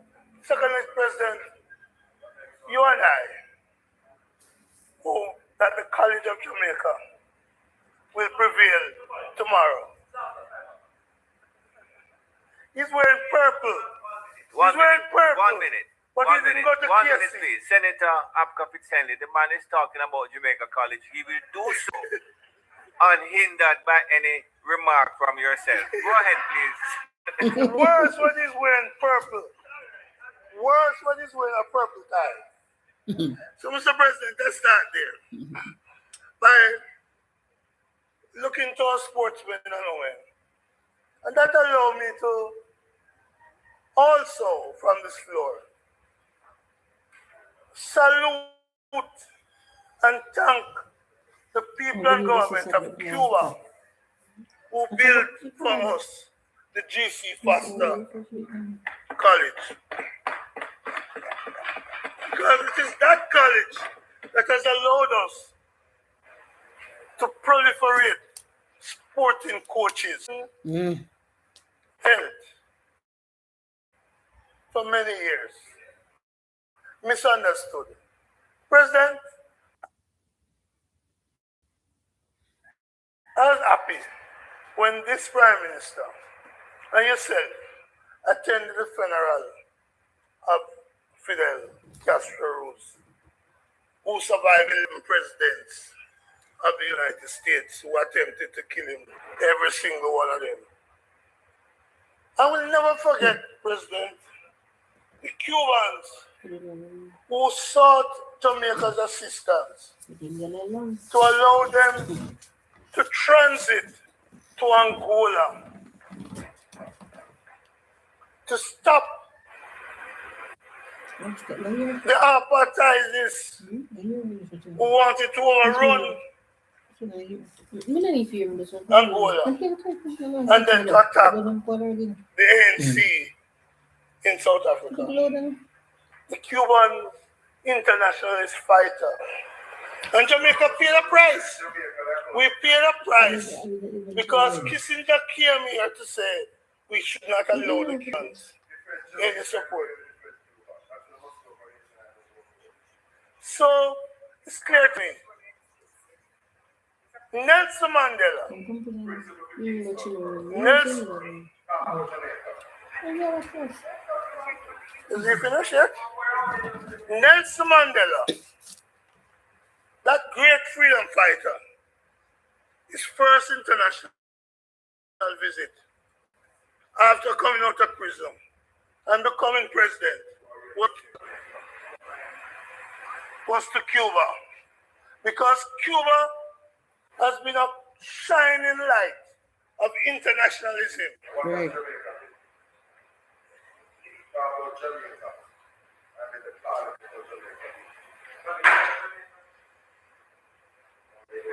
I have all the time, because imbeciles like Marlon doesn't understand history. I told you, know history. Doesn't understand history. And so I want from this parliament This chat will be to thank our Cuban brothers and sisters for their internationalism and their support. So, President, you're right. And I hear the minister commending the teachers for school. Yeah. President, at my stage and age, I can claim what I've heard. Anyway, open your big. Open your big. Stop. I'm sitting.